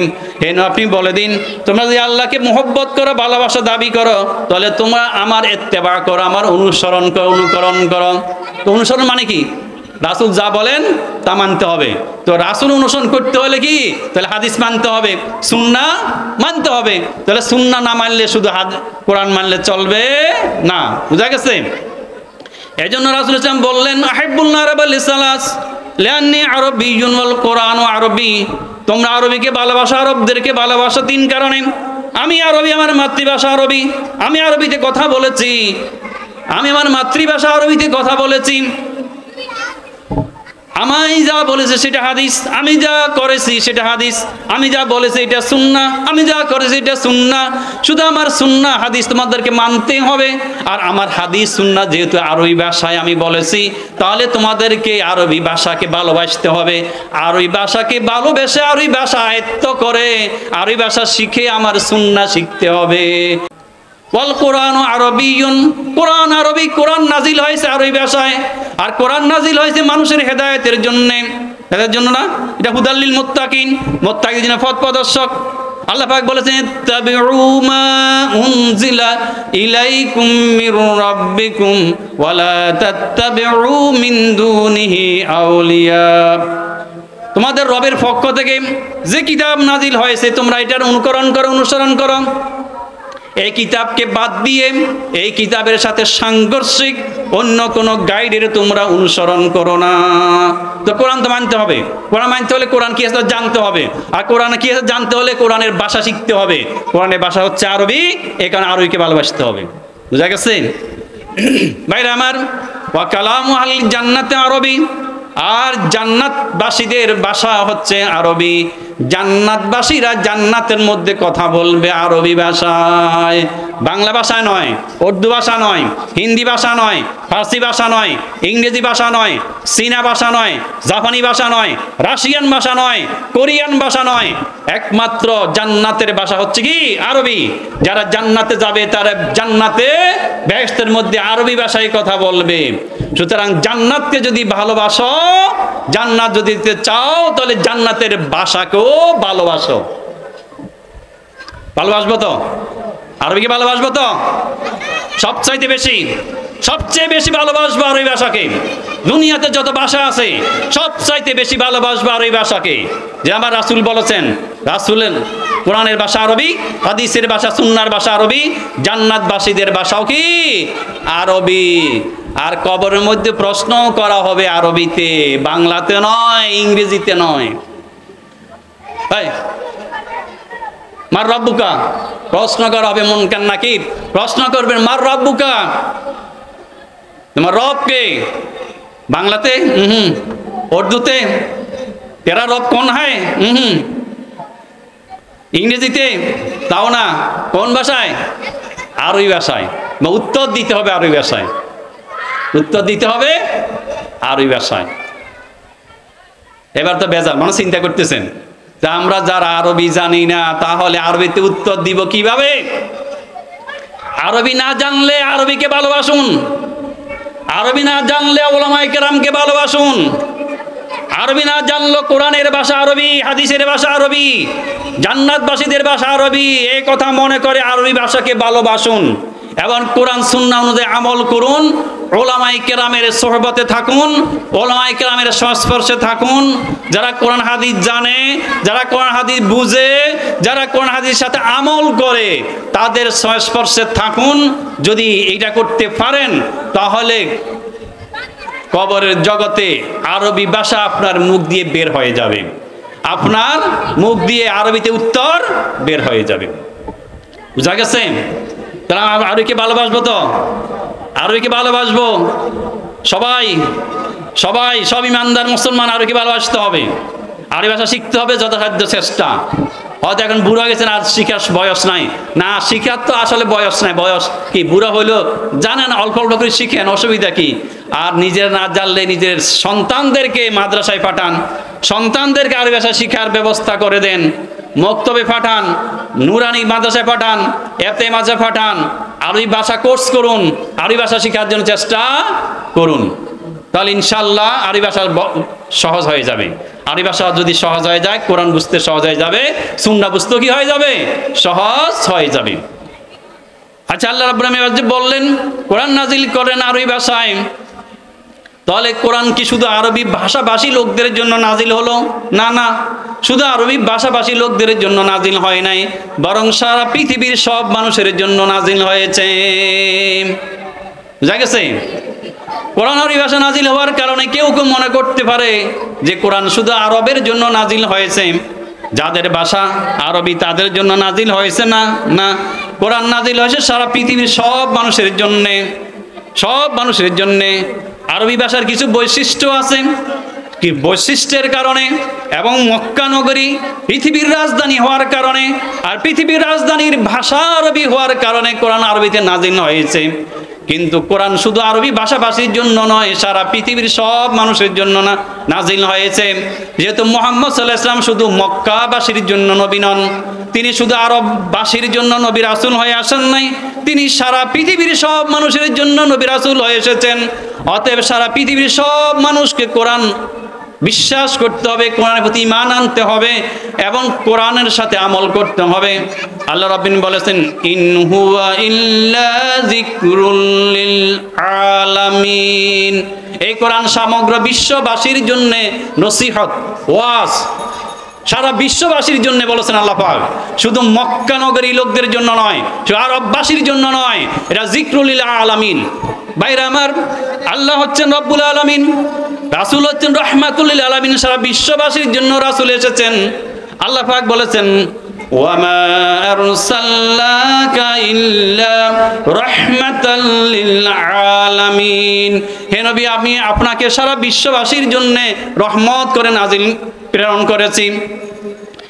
আল্লাহ পাক বলেছেন ওয়ামা আরসালনাকা ইল্লা কাফাতাল লিন্নাসি বাশীরাও ওয়া নাযীরা, হে নবী আমি আপনাকে সমগ্র বিশ্ববাসী সব মানুষের জন্য, সারা পৃথিবীবাসী সকলের জন্য আমি আপনাকে রাসূল হিসেবে, বাশীর হিসেবে, নাযীর হিসেবে, সুসংবাদদাতা হিসেবে, ভীতি প্রদর্শনকারী হিসেবে প্রেরণ করেছি।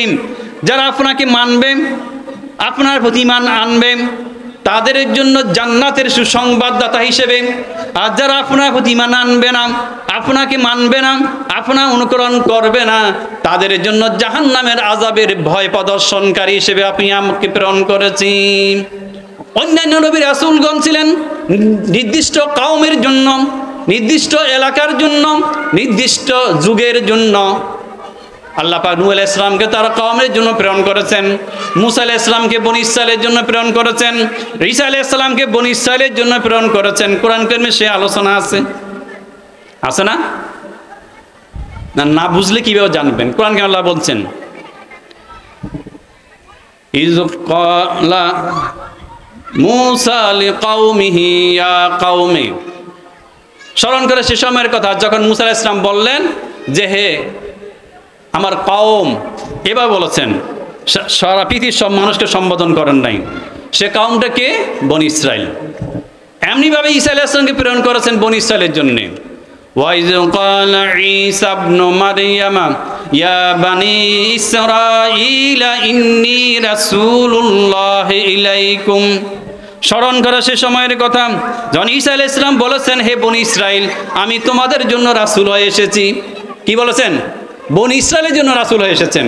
দেখেন, ঈসা আলাইহিস সালাম বনি ইসরায়েলের রাসূল, একমাত্র বনি ইসরায়েলের রাসূল, সারা পৃথিবীর মানুষের জন্য রাসূল নন।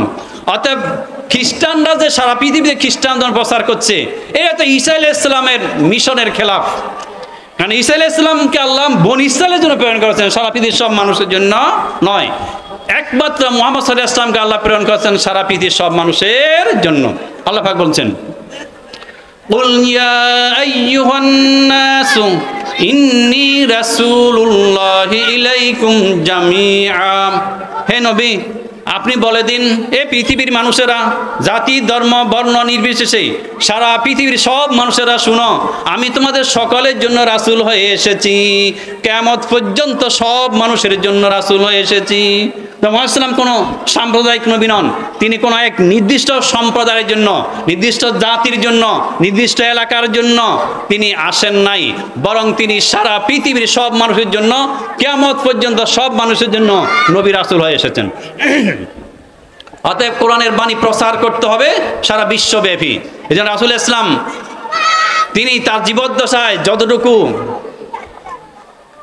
প্রচার করেছেন তো করেছেন, তারপরে সাহাবায়ে কেরাম প্রচার করেছেন, তারপর তাবিঈনরা প্রচার করেছেন, তবে তাবিঈনরা প্রচার করেছেন, মুবাল্লিগিনরা, দাঈল আল্লাহ এবং আল্লাহর ওলিরা দ্বীন প্রচার করেছেন সারা পৃথিবীতে। হযরত শাহজালাল রাহমাতুল্লাহ আলাইহি তিনি সে সুদূর ইয়েমেন থেকে এসেছেন দ্বীন ইসলাম প্রচার করার জন্য বাংলাদেশে, ঠিক না?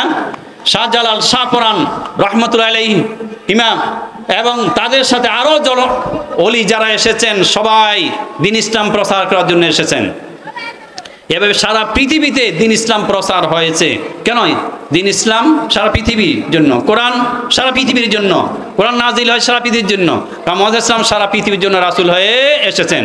সুতরাং কোরআন আরবিতে নাজিল হওয়ার কারণে এটা শুধু আরববাসীর জন্য, আর মুহাম্মদ ইসলাম শুধু আরববাসীর জন্য একথা বলার অবকাশ নাই। কারণ কোরআন কারীমে আল্লাহ সুস্পষ্ট বলে দিয়েছেন, কোরআন সারা পৃথিবীবাসীর জন্য নাজিল করেছি। কোরআন আমি মুহাম্মদ ইসলামকে সারা পৃথিবীবাসীর জন্য আমি রাসূল হিসেবে প্রেরণ করেছি। তাই কোরআন সমগ্র পৃথিবীর মানুষেরাই অনুসরণ করতে হবে। যারা অনুসরণ করবে, কোরআনের ঈমান আনবে, কোরআনের প্রতি, মুহাম্মদ ইসলামের প্রতি, তিনি সর্বশেষ নবী, কথাই ঈমান আনবে, তারাই মুমিন, তারাই ঈমানদার, তারাই সফল। কারণ কোরআন নাজিলের কারণে মানুষ দুই শ্রেণীতে হবে, ফারিকুন ফিল জান্নাতে ওয়া ফারিকুন ফিস সাঈর। এক দল যাবে বেহেশতে, আর এক দল যাবে জাহান্নামে।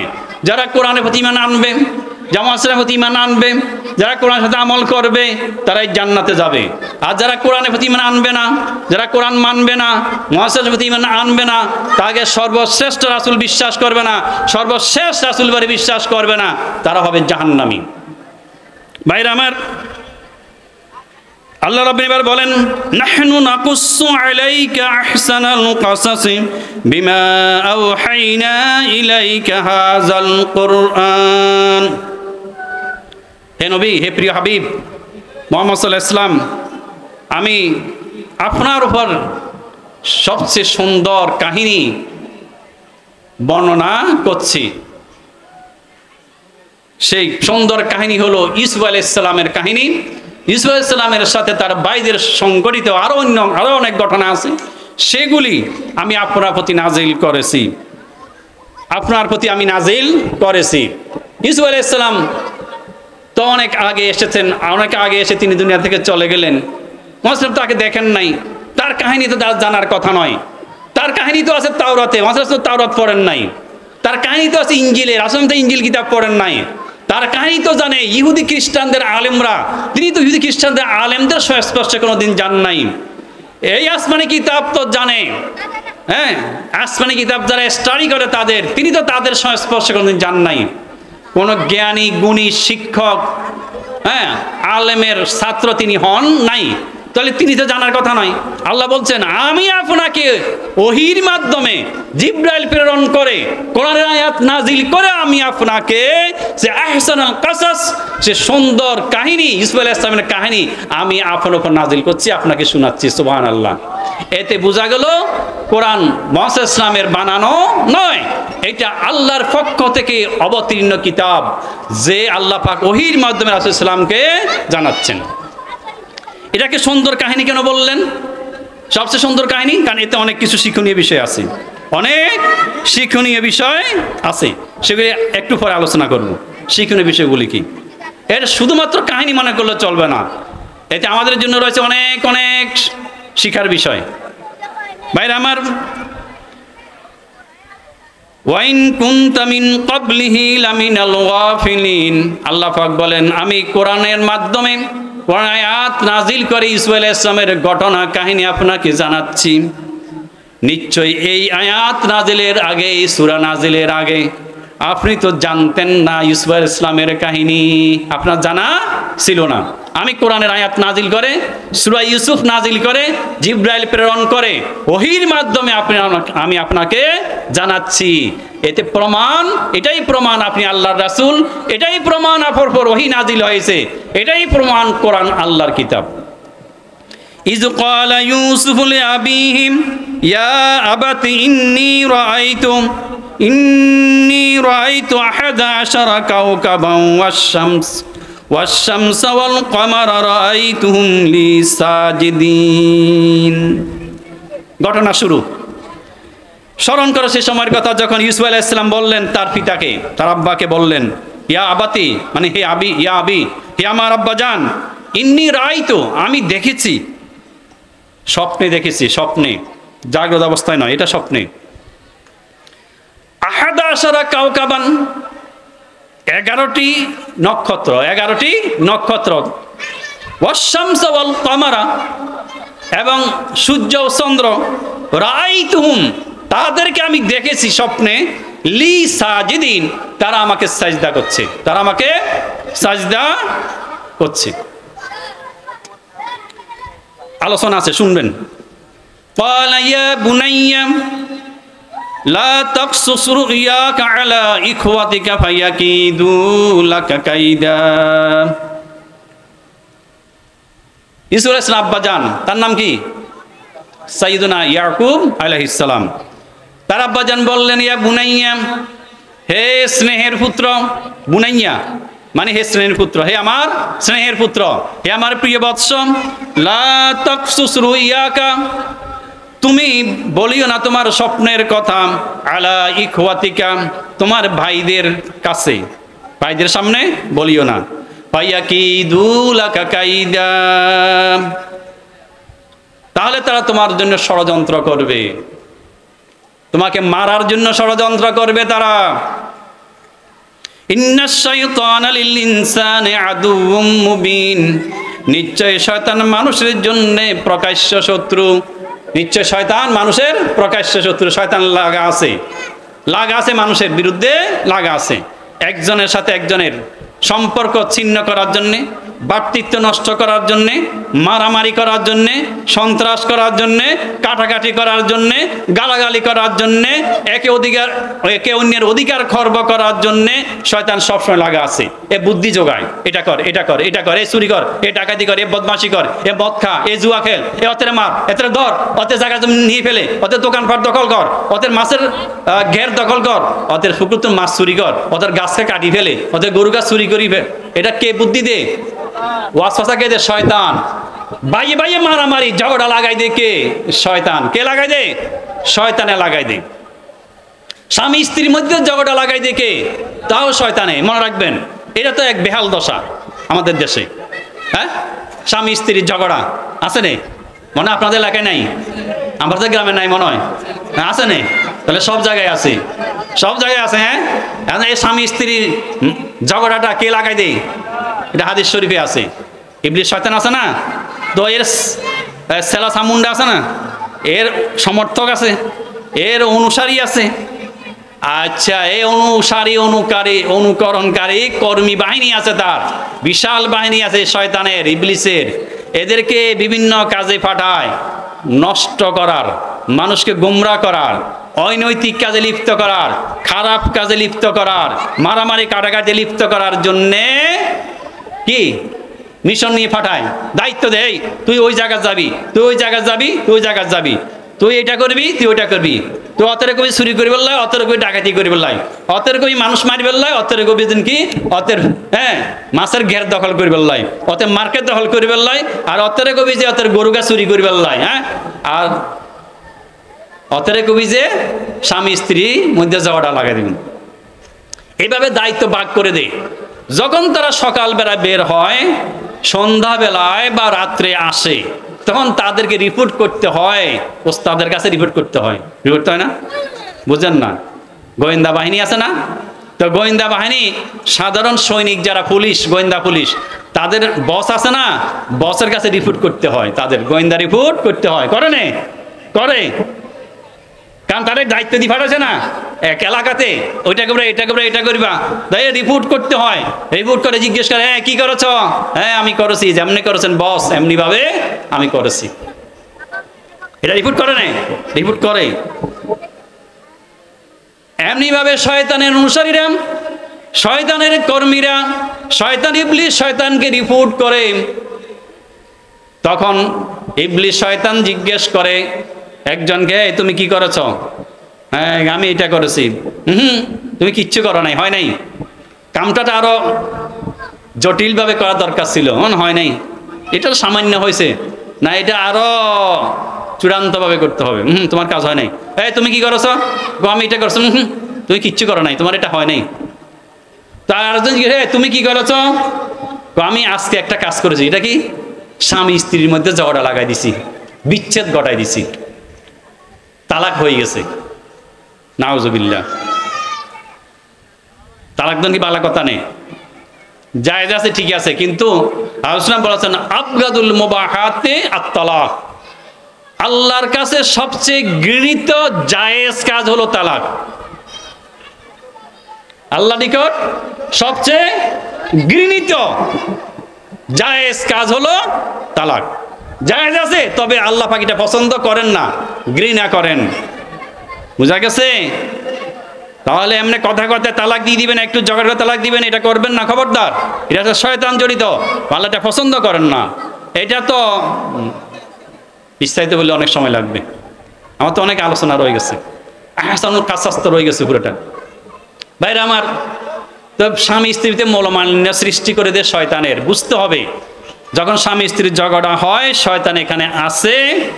অতএব এই কথা বুঝতে হবে যে হাদিসে শরীফে বলা হয়েছে এটা শয়তানের কাজ, কোরআন শরীফ ওইটা আছে, শয়তানের কাজ। অর্থাৎ আমরা ঝগড়া করব না, আমরা মিলমিশ হয়ে যাই, মিটমাট করে ফেলি। ঝগড়া কি জন্য? বাস সেটা সমাধান আমরা করে ফেলি। সুতরাং ঝগড়ার কোনো দরকার নাই, ঝগড়ার দরকার নাই। শয়তান তো লেগে আছে, শয়তান লেগে আছে না? শয়তান লেগে আছে, শয়তান লেগে আছে। বাইরে আমার শুনুন, শয়তান লেগে আছে। ওই যে ইন্না শয়তান আলিল ইনসান আদুবুম মুবিন, আল্লাহ বললেন কোরআন শরীফে এক জায়গায় নয়, অসংখ্য জায়গায় কথা বলেছেন যে শয়তান মানুষের প্রকাশ্য শত্রু। তাহলে শত্রু থেকে সতর্ক থাকতে হবে না? সতর্ক থাকতে হবে, শত্রু থেকে সতর্ক থাকতে হবে, সাবধান থাকতে হবে, শত্রু যেন আপনার ক্ষতি না করে। তাহলে শত্রু ক্ষতি করে স্বামী স্ত্রীর, তাদের মাঝে ভেজাল বাজায় দেয়, মনোমালিন্য সৃষ্টি করে দেয়, আর মনোমালিন্য সৃষ্টি করে দিয়ে ঝগড়ায় লিপ্ত করে, মারামারি বাজায় দেয়। এবং মারামারি এক পর্যায়ে গালাগালি শুরু হয়ে যায়, অশ্লীল বাক্য বিনিময় হয়, মেজাজটা গরম হয়ে যায়, একে অপরকে প্রহার করে মারে, তারপরে এবার তালাক দিয়ে দেয়। এটা শয়তানের কাজ। এই কাজটা কার? শয়তানের কাজ। সাবধান থাকবে, সতর্ক থাকতে হবে। ঝগড়া হবে কেন? ঝগড়া উচিত নয়। তা স্বামী স্ত্রীর মনোমালিন্য এটা তো হওয়ার কথা নয়। কেন হবে? আপনি একটু দেখে শুনে বিবাহ শাদী করেছেন, এই জন্য রাসূল ইসলাম বলেছেন দেখে শুনে বিবাহ করো। তুমি কোন বংশে বিয়ে করছো, কোন ফেশার লোক বিবাহ করছো, তাদের দিনদারি কেমন, তাদের আচার আচরণ কেমন, তাদের অর্থনৈতিক অবস্থা কেমন, সেগুলি সব বিবেচনা করে তারপর তুমি বিবাহ করো। বিশেষ করে দিনদারি এবং তাকওয়া, ধর্ম কর্ম পালন করে কিনা, নামাজ পড়ে কিনা, রোজা রাখে কিনা, কোরআন তেলাওয়াত করে কিনা, হালাল রুজি রোজগার করে কিনা, সেগুলি দেখে তারপর আত্মীয়তার সম্পর্ক করো। এতগুলো দেখার পর তো ঝগড়া হওয়ার কথা নয়। হ্যাঁ, শয়তান লাগা আছে, অতএব সতর্ক সাবধান থাকতে হবে। মিটমাট করে ফেলবে স্বামী স্ত্রী তাদের বিষয় দিয়ে, কিন্তু যদি না পারে তখন কি করবে? সিস্টেম আছে। সিস্টেম হলো ছেলে পক্ষ মেয়ে পক্ষ, গার্ডিয়ান আছে না, গার্ডিয়ান বসে মিটমাট করবে। ঝগড়া হয়, কথা কাটাকাটি হয়, তাদের যে সম্পর্ক ভালো নাই, কেন, বিষয়টা কি, কি জটিলতা আছে, উভয় পক্ষ আলোচনা করে তার সমাধান করতে পারবে না? পারবে। কেন, সমাজে এরকম সমস্যা হলে বিচার হয় না, বিচার করে না, আদালতে বিচার হয় না, হয়। ঠিক আছে, আদালতে না যাক, এটা মেম্বার কাছে না যাক, একদম পারিবারিকভাবে ঘরোয়াভাবে বিষয়টা মিটমাট হয়ে যাক, তাহলে উভয় পক্ষ বসে যদি মিটমাট করে, মিটমাট হয়ে যাবে। আজ মিটমাট না হয় তাহলে এইটা এর পরবর্তী ধাপে কি করবে স্বামী, সে আলোচনা কোরআন শরীফের সূরা নিসার মধ্যে আছে। আমি এটা বলছি না, আপনারা দেখে নেবেন, আরো কয়েক ধাপ আছে, সে আলোচনা করছি না এখন। ঠিক আছে, উভয় পক্ষ যদি মিটমাট হয়ে যায় ভালো কথা, একদম এটা ধাপে ধাপে অগ্রসর হতে হবে। ধাপে ধাপে অগ্রসর হয়ে তালাক হলো সর্বশেষে, তার আগে আরো ধাপ আছে, সংশোধনের আরো কতগুলি কি আছে, ধাপ আছে। ওই ধাপ আপনি পালন করবেন, এটা কোরআন কারীমে আল্লাহ নসিহত করেছেন। ওই ধাপগুলো অতিক্রম হওয়ার পর একদম না দেখা যাচ্ছে মিলমিশ হবে না, তাহলে তালাক। তাও কিন্তু তালাকের বিভিন্ন পর্যায়ে আছে। প্রথমে এক তালাক দিবেন, এক তালাকে রাজি, এই তো বললে সময় লাগবে। তালাকে বিভিন্ন প্রকার আছে, হঠাৎ করে 3 তালাক দিয়ে দেন একসাথে, না, এরূপ তো সুন্নত নয়। তালাকের একটা সুন্নত নিয়ম আছে, তালাকের সুন্নত নিয়ম অনুযায়ী তালাক দিতে হয়। হ্যাঁ, এক তুহরে এক তালাক দিতে হয়, এরপর এটার সময় প্রায় 3 মাস। এবারে স্ত্রী বুঝবে ভুল কার, আমার ভুল, না আমার দাম্পত্য জীবন ছিন্ন করা উচিত হবে না। বিবাহ তো বারবার হওয়াটা সুন্দর নয়, একবার হলেই সুন্দর, একজনের সাথে সারা জীবন কাটাই দিলে এটাই সুন্দর। একবার এর সাথে, একবার ওর সাথে, একবার ওর সাথে যদি সংসার করি তো মানুষ খারাপ বলবে, হ্যাঁ, এরূপ মানুষ সমালোচনা করবে, এটা তো মাথায় ঢুকা দরকার। এইগুলো ঢুকলে তারপরে হয়তো বুঝতে পারবে না, আমি ছেড়ে যাব না, থাকবো, তার সাথে থাকবো, সংসার করব। তাহলে সংশোধন হলো 3 মাসের ভিতরে, এবং স্বামী স্ত্রীকে বলবে আমি তোমাকে ফিরাই নিলাম, আবার ফিরিয়ে নিলাম, বরণ করলাম আবার স্ত্রী হিসেবে। তাহলে সংসার করবে, কিন্তু এক তালাকটা জমা থাকবে। এরপরে যদি দেখা যাচ্ছে না সংশোধন হচ্ছে না, তাহলে আবার এরপরে আবার আরেকবার দ্বিতীয় তোহরে একবার তালাক দিবে। তাহলে 2 তালাক হবে, 2 তালাকে রাজি হলো, সরি তালাক দিবে। তাহলে আবার এটারও সময় আছে 3 মাস। 3 মাসের মধ্যে বুঝো ভুলটা কার হয়েছে, স্বামীর না স্ত্রীর? হ্যাঁ, ভুল সবসময় স্ত্রীর হয় যে এমন নয়, স্বামী তো বলতে পারে। স্বামী তো মাঝে মধ্যে বদমেজাজি থাকে না, বদমেজাজি থাকে।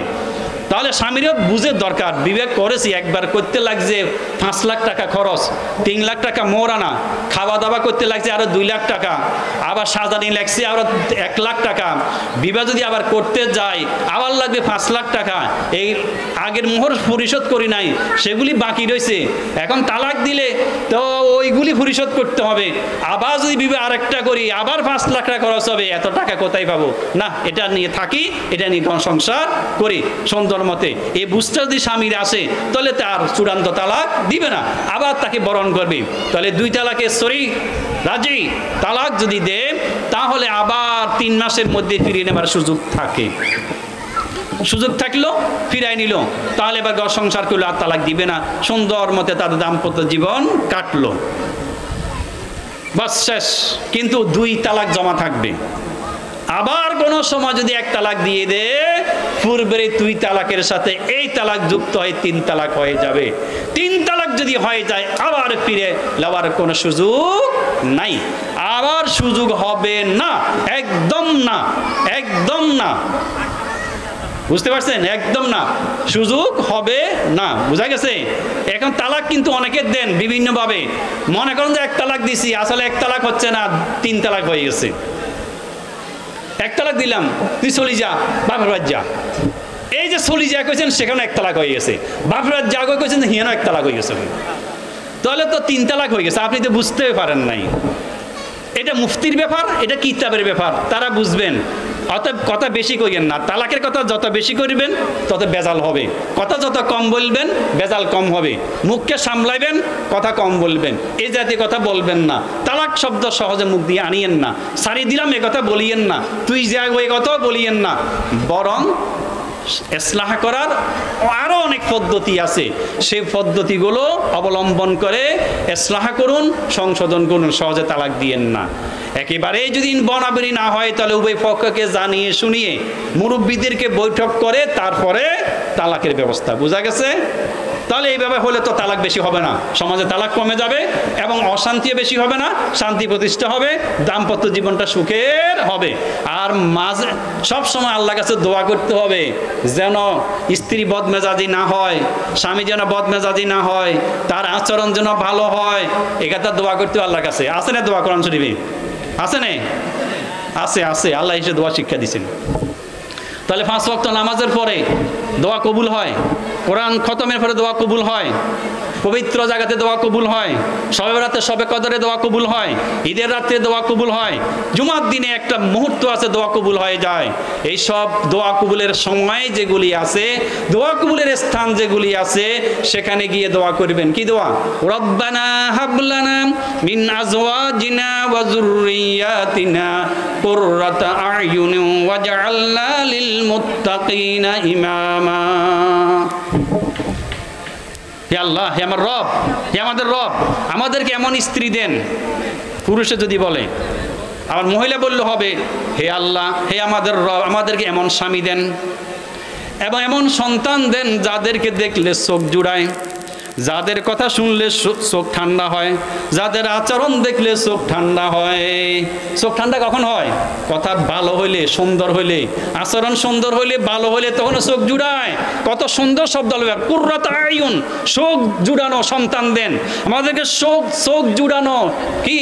চোখ শীতল করা স্বামী দেন, চোখ শীতল করা স্ত্রী দেন। আর আমাদেরকে মুত্তাকিদের জন্য অনুসরণীয় করেন। এই যে চমৎকার একটি দোয়া, আল্লাহ প্রিয় বন্দারা আল্লাহর কাছে এই দোয়াটা করে। সূরা ফুরকানে আল্লাহ পাক কোরআন শরীফে এই দোয়াটা শিক্ষা দিলেন। বলবো তো আমরা সবসময়? বলবো তো? শিখবো তো দোয়াটি? না জানলে হুজুরকে জিজ্ঞেস করেন, সূরা ফুরকান হাফেজ সাহেবকে জিজ্ঞেস করেন। সূরা ফুরকানের শেষে দিয়ে এই আয়াতটা আছে, সূরা ফুরকানের শেষ রুকুতে আছে। নামাজের পরে দোয়া করবেন, ইমাম সাহেব যখন দোয়া করে তখন আমিন আমিন বলবেন। আমরা তো দোয়াই করেন না, নামাজ পড়ি বাড়ি চলে যান। নামাজ পড়ার পরে দোয়া কবুল হয়, এই কথা কি জানেন না? না জানলে সে আলোচনা করব, পূর্ণাঙ্গ আলোচনা করতে 1.5-2 ঘন্টা সময় লাগবে। শুধু দোয়ার উপর আলোচনা 1.5-2 ঘন্টা সময় লাগবে। কোন হাদিস দিয়ে আলোচনা করবো? দোয়া কি, কেন করতে হবে, কারা করবে, কার দোয়া কবুল হয়, কখন কবুল হয়, দোয়া কিভাবে করতে হয়, এই বিষয়ে আলোচনা করলে 1.5-2 ঘন্টা আলোচনা শুধু কোরআন হাদিস থেকে। তাহলে দোয়া করবেন, রব্বানা হাবলানা মিন আজওয়াজিনা ওয়া যুররিয়াতিনা কুররাতা আয়ুনিন ওয়াজআলনা লিল মুত্তাকিনা ইমামা। কোরআন শরীফের আয়াত, দোয়া এটা। তাহলে এটা দোয়া করবেন, তাহলে স্বামী স্ত্রী আর ঝগড়া থাকবে না। একবারে বিয়ে করার শুরুতে দোয়া করবেন, বিয়ে করার আগে দোয়া করবেন। বিয়ের আগে দোয়া করছেন নে? ওমা বলে বিয়ের আগে কি স্ত্রী হয়েছে নে? স্ত্রী তো হবে এটা জানেন, বিয়ে তো করবেন জানেন, দোয়াটা ওইভাবে করবেন না। আল্লাহ আমাকে এমন স্ত্রী দেন, চোখ জুড়ানো স্ত্রী দেন, তাহলে আল্লাহ আপনাকে স্ত্রী ব্যবস্থা করে দিবেন। যে স্ত্রী আপনার সাথে ঝগড়া করবে না, যে স্ত্রী আপনার কথা শুনবে, যে স্ত্রী আপনাকে মানবে, ওইরকম স্ত্রীর ব্যবস্থা করার জন্য বিবাহ করার আগে থেকে দোয়া করবেন। সুসন্তানের জন্য দোয়া করবেন সন্তান দুনিয়া আসার আগে, মায়ের পেটে থাকা অবস্থায়, মায়ের পেটে আসার আগেও দোয়া শুরু করে দিবেন, আল্লাহ আমাকে সুসন্তান দেন, ভালো সন্তান দেন, আল্লাহ আমাকে সুসন্তান দেন। কোরআন শরীফে অনেক আয়াত আছে, আল্লাহ নবীরা দোয়া করছেন, আর এই আয়াতও কিন্তু বলা হয়েছে, এই আয়াতটা তো যথেষ্ট। এরপরও যদি পরিবারের সদস্য, ছেলে মেয়ে স্ত্রী এরা যদি কথা না শুনে, দোয়া এটা পড়তে থাকবেন। আর একটি দোয়ার সাথে পড়তে হবে, ওয়া আসলিহ লি ফি যুররিয়াতি ইন্নী তুবতু ইলাইকা ওয়া ইন্নী মিনাল মুসলিমিন। এই দোয়াটা পড়বেন, আল্লাহ আমার পরিবার পরিজনের মাঝে ইসলাহ করে দেন, ওয়াসলিহি ফি যুররিয়াতি, আল্লাহ আমার সন্তান আমার কথা শুনে না, আল্লাহ তাদেরকে আমার ভক্ত বানায় দেন, মানে অনুগত করে দেন যারা আমার কথা শুনে। আল্লাহ আমার স্ত্রী আমার কথা শুনে না, আল্লাহ তাকে আমার অনুগত করে দেন যাতে আমার সুখের সন্তানটা টিকে থাকে, আমার সুখের সংসার যেন টিকে থাকে, আমার সংসার দাম্পত্য জীবন যেন সুখের হয়, আমার দাম্পত্য জীবন মধুর হয়। আল্লাহ আমার ছেলে মেয়ে স্ত্রী সন্তান নিয়ে যেন আমি সুখে শান্তি পরিবারে বসবাস করতে পারি। আল্লাহ আমার তাদের আচরণগুলোকে ইসলাহ করে দেন। এটা তো দোয়া আল্লাহ পাক শিক্ষা দিলেন। দোয়া করেন, তো আপনি দোয়া করবেন না তো কিভাবে সমাধান হবে? মানুষের অন্তর পরিবর্তনকারীকে আল্লাহ। এখন শত খারাপ আচরণ করছে, বুঝতে পারলে ভালো আচরণ করবে না। ওই যে মানুষ গুনাহ করে আবার তওবা করে পাক হইতে পারে না, পাক সাফ হইতে পারে। যেমন ইউসুফ আলাইহিস সালামের ভাইরা কত খারাপ ছিল, হ্যাঁ, তাকে হত্যা ষড়যন্ত্র করছে, কূপের মধ্যে ফেলে দিছে, এই ভাইরা আবার পরে তওবা করছে। ওয়াসিনরা লিখেছেন এরা আবার তওবা করছে, তাদের তওবা কবুল হয়েছে, এরা পরবর্তীতে নেককার হয়ে গেছে, নেককার পরহেজগার হয়ে গেছে, ভালো হয়ে গেছে তারা। এইটা আলোচনা আছে। কত খারাপ মানুষ যে নিজের ভাইকে মারার ষড়যন্ত্র করছে, কূপের মধ্যে ফেলে দিছে মারার জন্য, মরে যাওয়ার জন্য। এত কত গর্হিত কাজ, কি কবিরা গুনাহ, এই ষড়যন্ত্র করেছে। কিন্তু ষড়যন্ত্র যখন ধরা পড়ে গেল তখন তারা পরবর্তীতে লজ্জিত হয়ে আল্লাহর কাছে তওবা করেছে, মাফ চাইছে, আল্লাহ মাফ করে দিয়েছেন। পরে তারা সবাই কি হয়ে গেছে? সালেহীন হয়ে গেছে। বুঝতে পারছেন তো? তাহলে খারাপ মানুষও ভালো হইতে পারে না? তাহলে খারাপকে শুধু খারাপ বলে একদম ঘৃণা করে তাকে বয়কট করে চলবেন, এমনটি হলে তো সংশোধনের ব্যবস্থা থাকে না। সংশোধনের ইসলাহের একটা সুযোগ রাখবেন, তাকে সংশোধনের জন্য চেষ্টা করবেন, বুঝাবেন, হয়তো সে সংশোধন হতে পারে। আচ্ছা না, এরকম খারাপ মানুষ ভালো হয়ে গেছে, বেনামাজি নামাজি হয়ে গেছে, বেরোজগার রোজগার হয়ে গেছে, মদখোর মদ ছাড়িয়ে দিছে, হ্যাঁ, এরকম চুরি ছাড়িয়ে দিছে, ডাকাতি ছেড়ে দিছে, এরকম আছে না? আছে। তো অনেক পাপী লোকও নেককার পরহেজগার আল্লাহর ওলি হয়ে গেছে, এমনটিও নজির আছে। অতএব মানুষকে দোষ করলে তাকে ইসলাহের জন্য চেষ্টা করবেন, ইসলাহের জন্য আল্লাহর কাছে দোয়া করবেন। তাহলে সবচেয়ে বড় সম্পদ নিজের স্ত্রী, সবচেয়ে বড় সম্পদ নিজের সন্তান। অর্থাৎ সন্তানের ইসলাহের জন্য দোয়া করতে হবে। সন্তানের ইসলাহের জন্য কি করতে হবে? দোয়া করতে হবে। স্বামী স্ত্রী ইসলাহের জন্য আল্লাহর কাছে দোয়া করতে হবে। ভাইরা আমার, তাহলে শয়তানের ষড়যন্ত্র থেকে আমরা কি থাকবো? সজাগ থাকবো তো? সজাগ থাকবো। শয়তান ষড়যন্ত্র করেছে এক মানব জাতির ইতিহাসের শুরু থেকে। মানব জাতির ইতিহাসের শুরু আদম আলাইহিস সালামের সন্তান হাবিল আর কাবিল, তখন থেকে কিন্তু ষড়যন্ত্র শুরু হয়েছে না? কাবিল হাবিলকে হত্যা করছে না? হত্যা করছে। বাইরের শত্রু, দেখছেন? ইউসুফ আলাইহিস সালামের ভাইরা তাকে হত্যার জন্য ষড়যন্ত্র করেছে, হিংসা করে। হিংসা কি জন্য করেছে সেটা আবার বুঝতে হবে, সেটা আলোচনা করব। হাবিল কাবিলেরটা বলি সংক্ষেপে। পৃথিবীর একদম প্রাচীন প্রথম ইতিহাস হাবিল কাবিলের ইতিহাস। সে কাবিল হাবিলকে হত্যা করেছে। তাহলে বাইরের শত্রু, সাবধান থাকতে হয় বাই থেকে। কিন্তু শত্রু হওয়া উচিত নয়। হিংসা করে শত্রুতা, হিংসা করে বড় হওয়া যায় না। কাবিল বড় হতে পারে নাই, হাবিলকে হত্যা করেছে, কিন্তু সে তো গুনাহগার হয়ে গেছে, সে তো জাহান্নামী হয়ে গেছে। কিন্তু হাবিল তো মুত্তাকি ছিল, আর মুত্তাকিদের জন্য আল্লাহ বেহেশত প্রস্তুত করে রেখেছেন। উইদ্দাতিল মুত্তাকিন, আল্লাহ বলেছেন বেহেশত আমি মুত্তাকিদের জন্য রেডি রেখেছি। তো হাবিল তো ছিল মুত্তাকি, সে লাভবান। অর্থাৎ সে নিহত হয়েছে ঠিক, কিন্তু তার ক্ষতি নাই, সে পরকালে বেহেশতে যাবে। কিন্তু কাবিল তো হাবিলকে হত্যা করে লাভবান হতে পারে নাই। কি কারণে? সে তো দুজকে যাবে, সে তো গুনাহগার, সে তো পাপী। সে হত্যা করে কিন্তু এটা লাভ হয় নাই, বরং তার জন্য ক্ষতি হয়েছে। ভাইরা আমার, তাহলে ইউসুফ আলাইহিস সালামের ভাইরা ইউসুফ আলাইহিস সালামকে হিংসা করলো। হিংসা কেন করলো সেটা পরে আলোচনা আছে।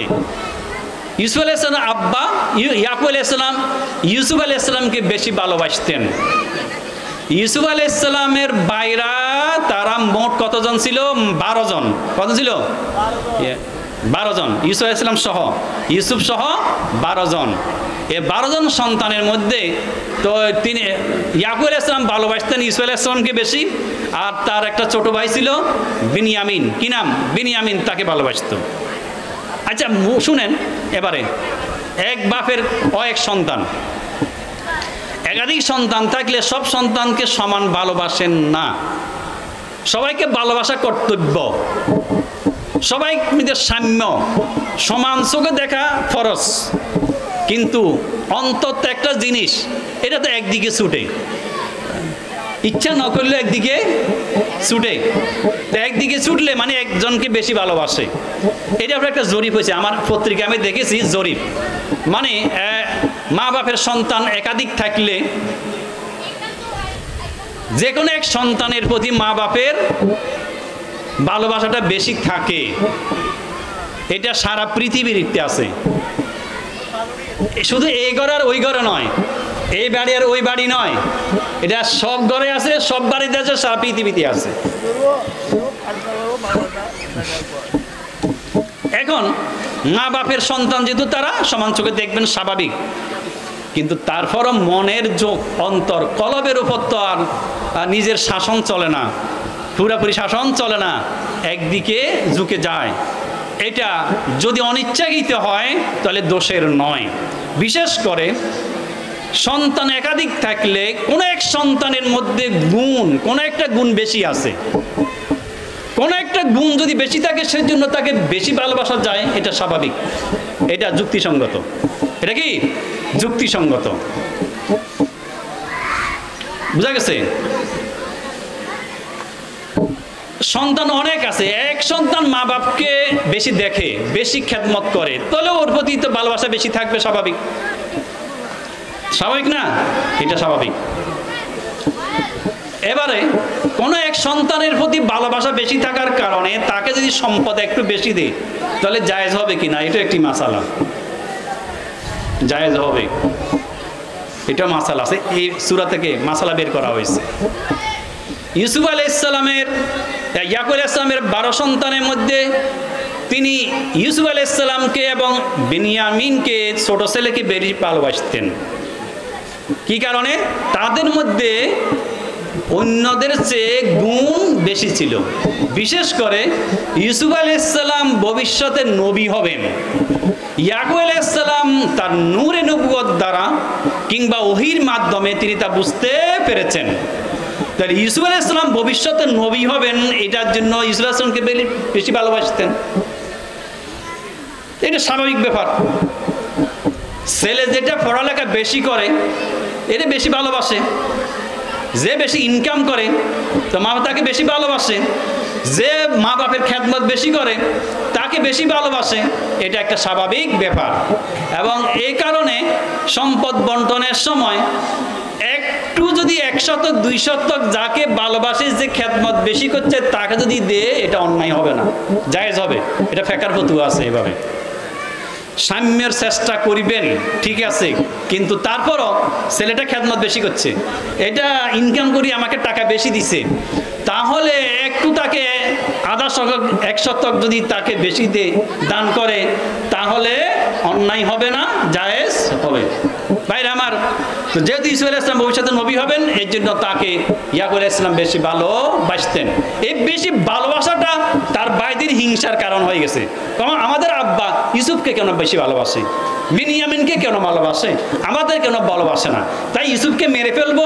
ইউসুফকে মেরে ফেললে এবারে আমাদের আব্বার ভালোবাসা আমরা পাবো। ইউসুফ নাই যখন, তার ভালোবাসাগুলি এবার আমাদেরকে দিবে। তারা এই বুদ্ধি করছে, এটা শয়তানের বুদ্ধি, এটা শয়তানের যুক্তি। এই জন্য তারা তাকে ফেলে দেওয়ার জন্য, মেরে ফেলার জন্য ষড়যন্ত্র করছে। কিন্তু মারতে কি পেরেছে? রাখে আল্লাহ মারে কে? রাখে আল্লাহ মারে কে? সেই কূপ থেকে ঘটনা লম্বা, আজানের সময় হয়ে গেছে, এশার জামাতের 8টা 8:15 বাজে গেছে, আলোচনা অনেক রয়ে গেছে। আমি তখনই বলছিলাম যে আলোচনা করতে হলে 2-3 ঘন্টা সময় লাগবে, এত অল্প সময় হবে না। ভাইরা আমার, এবার আরেকটি জরুরি মাসালা, সেটি হচ্ছে ইউসুফ আলাইহিস সালাম স্বপ্নে দেখলেন কি? ইন্নী রাআইতু 11 কাওকাবান ওয়াশ-শামসা ওয়াল-কামারা রাআইতুহুম লি সাজিদিন। এই মাসলাটা বলতে হবে। তো ইউসুফ আলাইহিস সালাম স্বপ্নে দেখলেন যে আমি দেখছি 11টা নক্ষত্র। তাহলে 11টা নক্ষত্র বলে 11 বাইকে বোঝানো হয়েছে, 11 বাই। এবার এখানে বুঝার বিষয় আছে, স্বপ্নে যা দেখে হুবহু তা হয় না, এটা তাবিল করতে হয়, এটা ব্যাখ্যা করতে হয়। দেখছে তারকা, মুরাদ হলো তার ভাই, দেখছেন নে? এটা তো আপনারা অনেক সময় বুঝেন না। স্বপ্ন বা দুই প্রকার, একটা আল্লাহর পক্ষতে হয়, একটা শয়তানের পক্ষতে হয়। শয়তানের ওয়াসওয়া কুমন্ত্রণায় যেটা হয় এটা খারাপ হবে, আর আল্লাহর পক্ষতে যেটা হবে এটা ভালো হবে। আর এই ভালো স্বপ্নগুলো সবসময় মানে ডাইরেক্ট দেখা হয় না, এটা ইনডাইরেক্টলি দেখা হয়। কোনো সময় ডাইরেক্ট দেখে, কোনো সময় ইনডাইরেক্ট দেখে। ইব্রাহিম ইসলাম দেখেছেন তার পুত্র জবাই করছেন, না পুত্র জবাই না, আসলে দুম্বা জবাই করছেন, কিন্তু দুম্বা জবাইটাকে আল্লাহ পাক পুত্র জবাই করছেন হিসেবে দেখাইছেন। বুঝা গেছে? তাহলে এখন ইউসুফ আলাইহিস সালাম 11টি তারকা দেখেছেন এবং সূর্য চন্দ্র দেখেছেন। 11টি তারকা সূর্য চন্দ্র তাকে সেজদা করছে, এটা তিনি স্বপ্নে দেখলেন। তাহলে 11টি তারকা মানে 11 ভাই, আর সূর্য চন্দ্র মানে পিতা মাতা। সূর্য চন্দ্র মানে কি? পিতা মাতা। 11 ভাই আর পিতা মাতা তাকে সেজদা করছেন। ইয়াকুব আলাইহিস সালামকে যখন স্বপ্ন বলছেন, ইয়াকুব আলাইহিস সালাম এটা বুঝে গেছেন, কিন্তু ইউসুফ আলাইহিস সালামও বুঝেছেন। কিন্তু এই স্বপ্নের বাস্তবতা 40 বছর পরে গিয়ে হয়েছে, বুঝেন নাই? স্বপ্ন যখন দেখেছেন ইউসুফ আলাইহিস সালাম তখন তার বয়স কম ছিল। কত ছিল? এটাতে একতলাফ আছে, মতবিরোধ আছে। বলছেন কেউ বলেছেন 7 বছর, কেউ বলেছেন 13 বছর, কেউ বলেছেন 17 বছর। তাহলে 7 বছর বয়সে তিনি স্বপ্ন দেখেছেন, কিন্তু বাস্তবায়ন হয়েছে 40 বছর পরে। কি? যখন তিনি মিশরের খাদ্যমন্ত্রী হলেন, অর্থমন্ত্রী হলেন, তখন গিয়ে এই স্বপ্নটা বাস্তবায়িত হয়েছে। এখন তিনি মিশরের অর্থমন্ত্রী এবং খাদ্যমন্ত্রী যখন হয়েছেন, এটা অনেক সময় লাগছে, অনেক সময় ব্যাপার হয়েছে। মধ্যখানে অনেক ঘটনা ঘটে গেছে। কি ঘটনা ঘটে গেছে? কুফে ফেলেছে, সেখান থেকে এক পথিক মুসাফিররা তুলে নিয়েছে, তারপর বাইরে দেখে ফেলেছে, বাইরে ওই কাফেলার কাছে বিক্রি করেছে, কাফেলা মিশরে গিয়ে বিক্রি করেছে, মিশরে গিয়ে আজিজ মিশর এটাকে লালন পালন করেছে। এবারে জোলেখা ছিল আজিজ মিশরের স্ত্রী, সেটার সাথে ওরা লালন পালন করেছে পুত্র হিসেবে। তারপর তিনি একটু বড় হয়েছেন, তারপরে এবার জোলেখা তার সাথে কুমন্ত্রণায় পড়ে গেল। তারপরে আল্লাহ তাকে হেফাজত করেছেন ইউসুফ আলাইহিস সালামকে সেটা থেকে। এরপরে ষড়যন্ত্র করে তাকে জেলে দেওয়া হলো। জেলের মধ্যে তিনি প্রায় 10 বছর থাকলেন, আবার সেখান থেকে তিনি বের হলেন। এরপরে না গিয়ে তিনি কি হয়েছেন? খাদ্যমন্ত্রী, অর্থমন্ত্রী হয়েছেন। তাও সরকারের দরকার হয়েছে, তিনি ছাড়া রাষ্ট্র পরিচালনা করা যাচ্ছে না, কারণ রাষ্ট্রে দুর্ভিক্ষ দেখা দিয়েছে। দুর্ভিক্ষ মোকাবিলা করার মতো জ্ঞান বুদ্ধি সরকারের নাই, কিন্তু এই জ্ঞান বুদ্ধি আছে কার? ইউসুফ আলাইহিস সালামের। তাও আবার সরকার প্রধান, বাদশা স্বপ্নে দেখছে, সেই স্বপ্নের ব্যাখ্যা বাদশা করতে পারছে না, বাদশার মন্ত্রীরা করতে পারছে না। কিন্তু একজন লোকে বলল যে একজন লোক আছে জেলখানাতে, তিনি বলতে পারবেন এই স্বপ্নের ব্যাখ্যা। বাদশা বললেন তাহলে তাকে নিয়ে আসো। তাকে নিয়ে আসা হলো, ছেড়ে দেওয়া হলো, লম্বা কাহিনী। তারপর ইউসুফ আলাইহিস সালাম আনা হলো। আপনার স্বপ্নের ব্যাখ্যা হলো এই, আপনার একাধারে কয়েক বছর কি হবে? ভালো ফসল হবে, এরপরে কয়েক বছর ফসল হবে না, দুর্ভিক্ষ হবে। তাহলে যখন ফসল হবে না, দেশের জনগণ খাবে কি? বুদ্ধি আছে, যখন ফসল ভালো হবে তবে কিছু খাদ্য কিনে গোডাউনে রাখতে হবে, আর যখন দুর্ভিক্ষ দেখা দিবে তো জনগণকে রেশন দেওয়া হবে সরকারি গোদাম থেকে। এই বুদ্ধি কার? ইউসুফ আলাইহিস সালাম। দেখছেন জ্ঞান বুদ্ধি। তাহলে আপনি আমাকে অর্থমন্ত্রী বানান, আমাকে খাদ্যমন্ত্রী বানান। বাদশা তাকে অর্থমন্ত্রী, খাদ্যমন্ত্রী বানালো। ওই সুবাদে তার বাইরা রেশনের জন্য যখন আসলো, তখন ঘটনা ফাঁস হয়ে গেল। তারপর তিনি আসলেন, এরপরে তার আব্বা খবর পাইলেন, খবর পাওয়ার পর আবার তারা সবাই আসি ইউসুফ আলাইহিস সালামকে সাজদা করলো। তাহলে 40 স্বপ্ন দেখার 40 বছর পরে একতলাপ আছে, কেউ বলছেন 30 বছর পরে, কেউ বলছে 40 বছর পরে। 40 বছর পরে গিয়ে স্বপ্ন বাস্তব হয়েছে। তাহলে স্বপ্ন সাথে সাথে পরের দিন, পরের মাসে বাস্তব হবে এমন নয়। এই স্বপ্নটা 1 বছর পরে বাস্তবায়ন হইতে পারে, 10 বছর পরে হইতে পারে, 20 বছর পরেও হইতে পারে। যে মাসালাটা জরুরিভাবে বলার দরকার সেটা হচ্ছে যে ইয়াকুব আলাইহিস সালাম মানে ইউসুফ আলাইহিস সালামকে তার আব্বা আম্মা তার বাইরে সাজদা করেছেন, মানুষকে সাজদা করা জায়েজ কিনা এ কথা বলা খুব জরুরি হয়ে গেছে। বুঝতে পারছেন? তাহলে মনে থাকতে হবে সাজদা দুই প্রকার, একটা হলো সাজদা তা'আব্বুদি আর একটা সাজদা তা'যিমি। সাজদা তা'যিমিকে সাজদা তাহিয়্যা বলা হয়। সাজদা তা'আব্বুদি মানে ইবাদতের উদ্দেশ্যে সাজদা, এটা কোনো যুগে কোনো কালে জায়েজ ছিল না, সর্বকালে সব নবীর শরীয়তে নাজায়েজ ছিল এবং এটা শিরক। আল্লাহ ছাড়া কাউকে ইবাদতের উদ্দেশ্যে সাজদা করা শিরক। এখন হলো সম্মানার্থে সাজদা করা, সেটা সাজদা তা'যিমি বলা হয়, সাজদা তাহিয়্যা বলা হয়। সেটা পূর্বেকার নবীদের শরীয়তে জায়েজ ছিল, মুহাম্মদ সাল্লাল্লাহু আলাইহি ওয়াসাল্লামের শরীয়তে জায়েজ নাই। এমনকি ইয়াকুব আলাইহিস সালামের শরীয়তে, ইউসুফ আলাইহিস সালামের শরীয়তে জায়েজ ছিল, মূসা আলাইহিস সালামের শরীয়তে, ঈসা আলাইহিস সালামের শরীয়তেও জায়েজ ছিল, কিন্তু মুহাম্মদ সাল্লাল্লাহু আলাইহি ওয়াসাল্লামের শরীয়তে এটা জায়েজ নাই। কারণ এটার উপর হাদিস আছে। কারণ খ্রিস্টান আলেমদেরকে খ্রিস্টান সাধারণ জনগণ সিজদা করত খ্রিস্টান পাদ্রী থেকে। তো সাহাবায়ে কেরাম মদিনা থেকে যখন ইয়ামনে গেলেন, সিরিয়াতে গেলেন, তখন দেখলেন খ্রিস্টান পাদ্রীদেরকে খ্রিস্টানরা সাজদা করছে, সম্মান করছে, সিজদা করে। তখন সাহাবায়ে কেরাম মদিনায় এসে রাসূল ইসলামকে বললেন, ইয়া রাসূলুল্লাহ, আমরা দেখেছি খ্রিস্টানরা তাদের পাদ্রীকে, তাদের আলেমদেরকে সিজদা করে, আমরা কি আপনাকে সিজদা করতে পারি না? তখন রাসূল বলছেন, না না, আমার শরীয়তে সিজদা জায়েজ নাই, আমার শরীয়তে সিজদা জায়েজ নাই, এটা হারাম। রাসূল বলেছেন, লা ইয়াহিল্লু লিআহাদিন আন ইয়াসজুদা লিআহাদিন, কোন মানুষের জন্য কোন মানুষকে সিজদা করা জায়েজ নাই, হালাল নয়। যদি সিজদা হালাল হতো, যদি সিজদা মানুষ আল্লাহ ছাড়া কাউকে সিজদা করা যদি হালাল হতো, জায়েজ হতো, লা আমারতুল মারআতা আন তাসজুদা লিজাওজিহা, তাহলে আমি স্ত্রীদেরকে আদেশ করতাম তাদের স্বামীদেরকে সিজদা করার জন্য। যেহেতু আল্লাহ ছাড়া কাউকে সিজদা করা জায়েজ নাই, এই জন্য আমি স্ত্রীদেরকেও বলি নাই তাদের স্বামীদেরকে সিজদা করতে। সুতরাং আমাকে সিজদা করবা না, এটা জায়েজ নাই। তাহলে মুহাম্মদ সাল্লাল্লাহু আলাইহি ওয়াসাল্লামকে সিজদা করা যখন জায়েজ নাই, সাহাবায়ে কেরামকে অনুমতি দেন নাই সিজদা করার জন্য, তাহলে অন্য কোন আলেম, পীর, বুজুর্গকে সিজদা করা কি জায়েজ হতে পারে? না, হতে পারে না।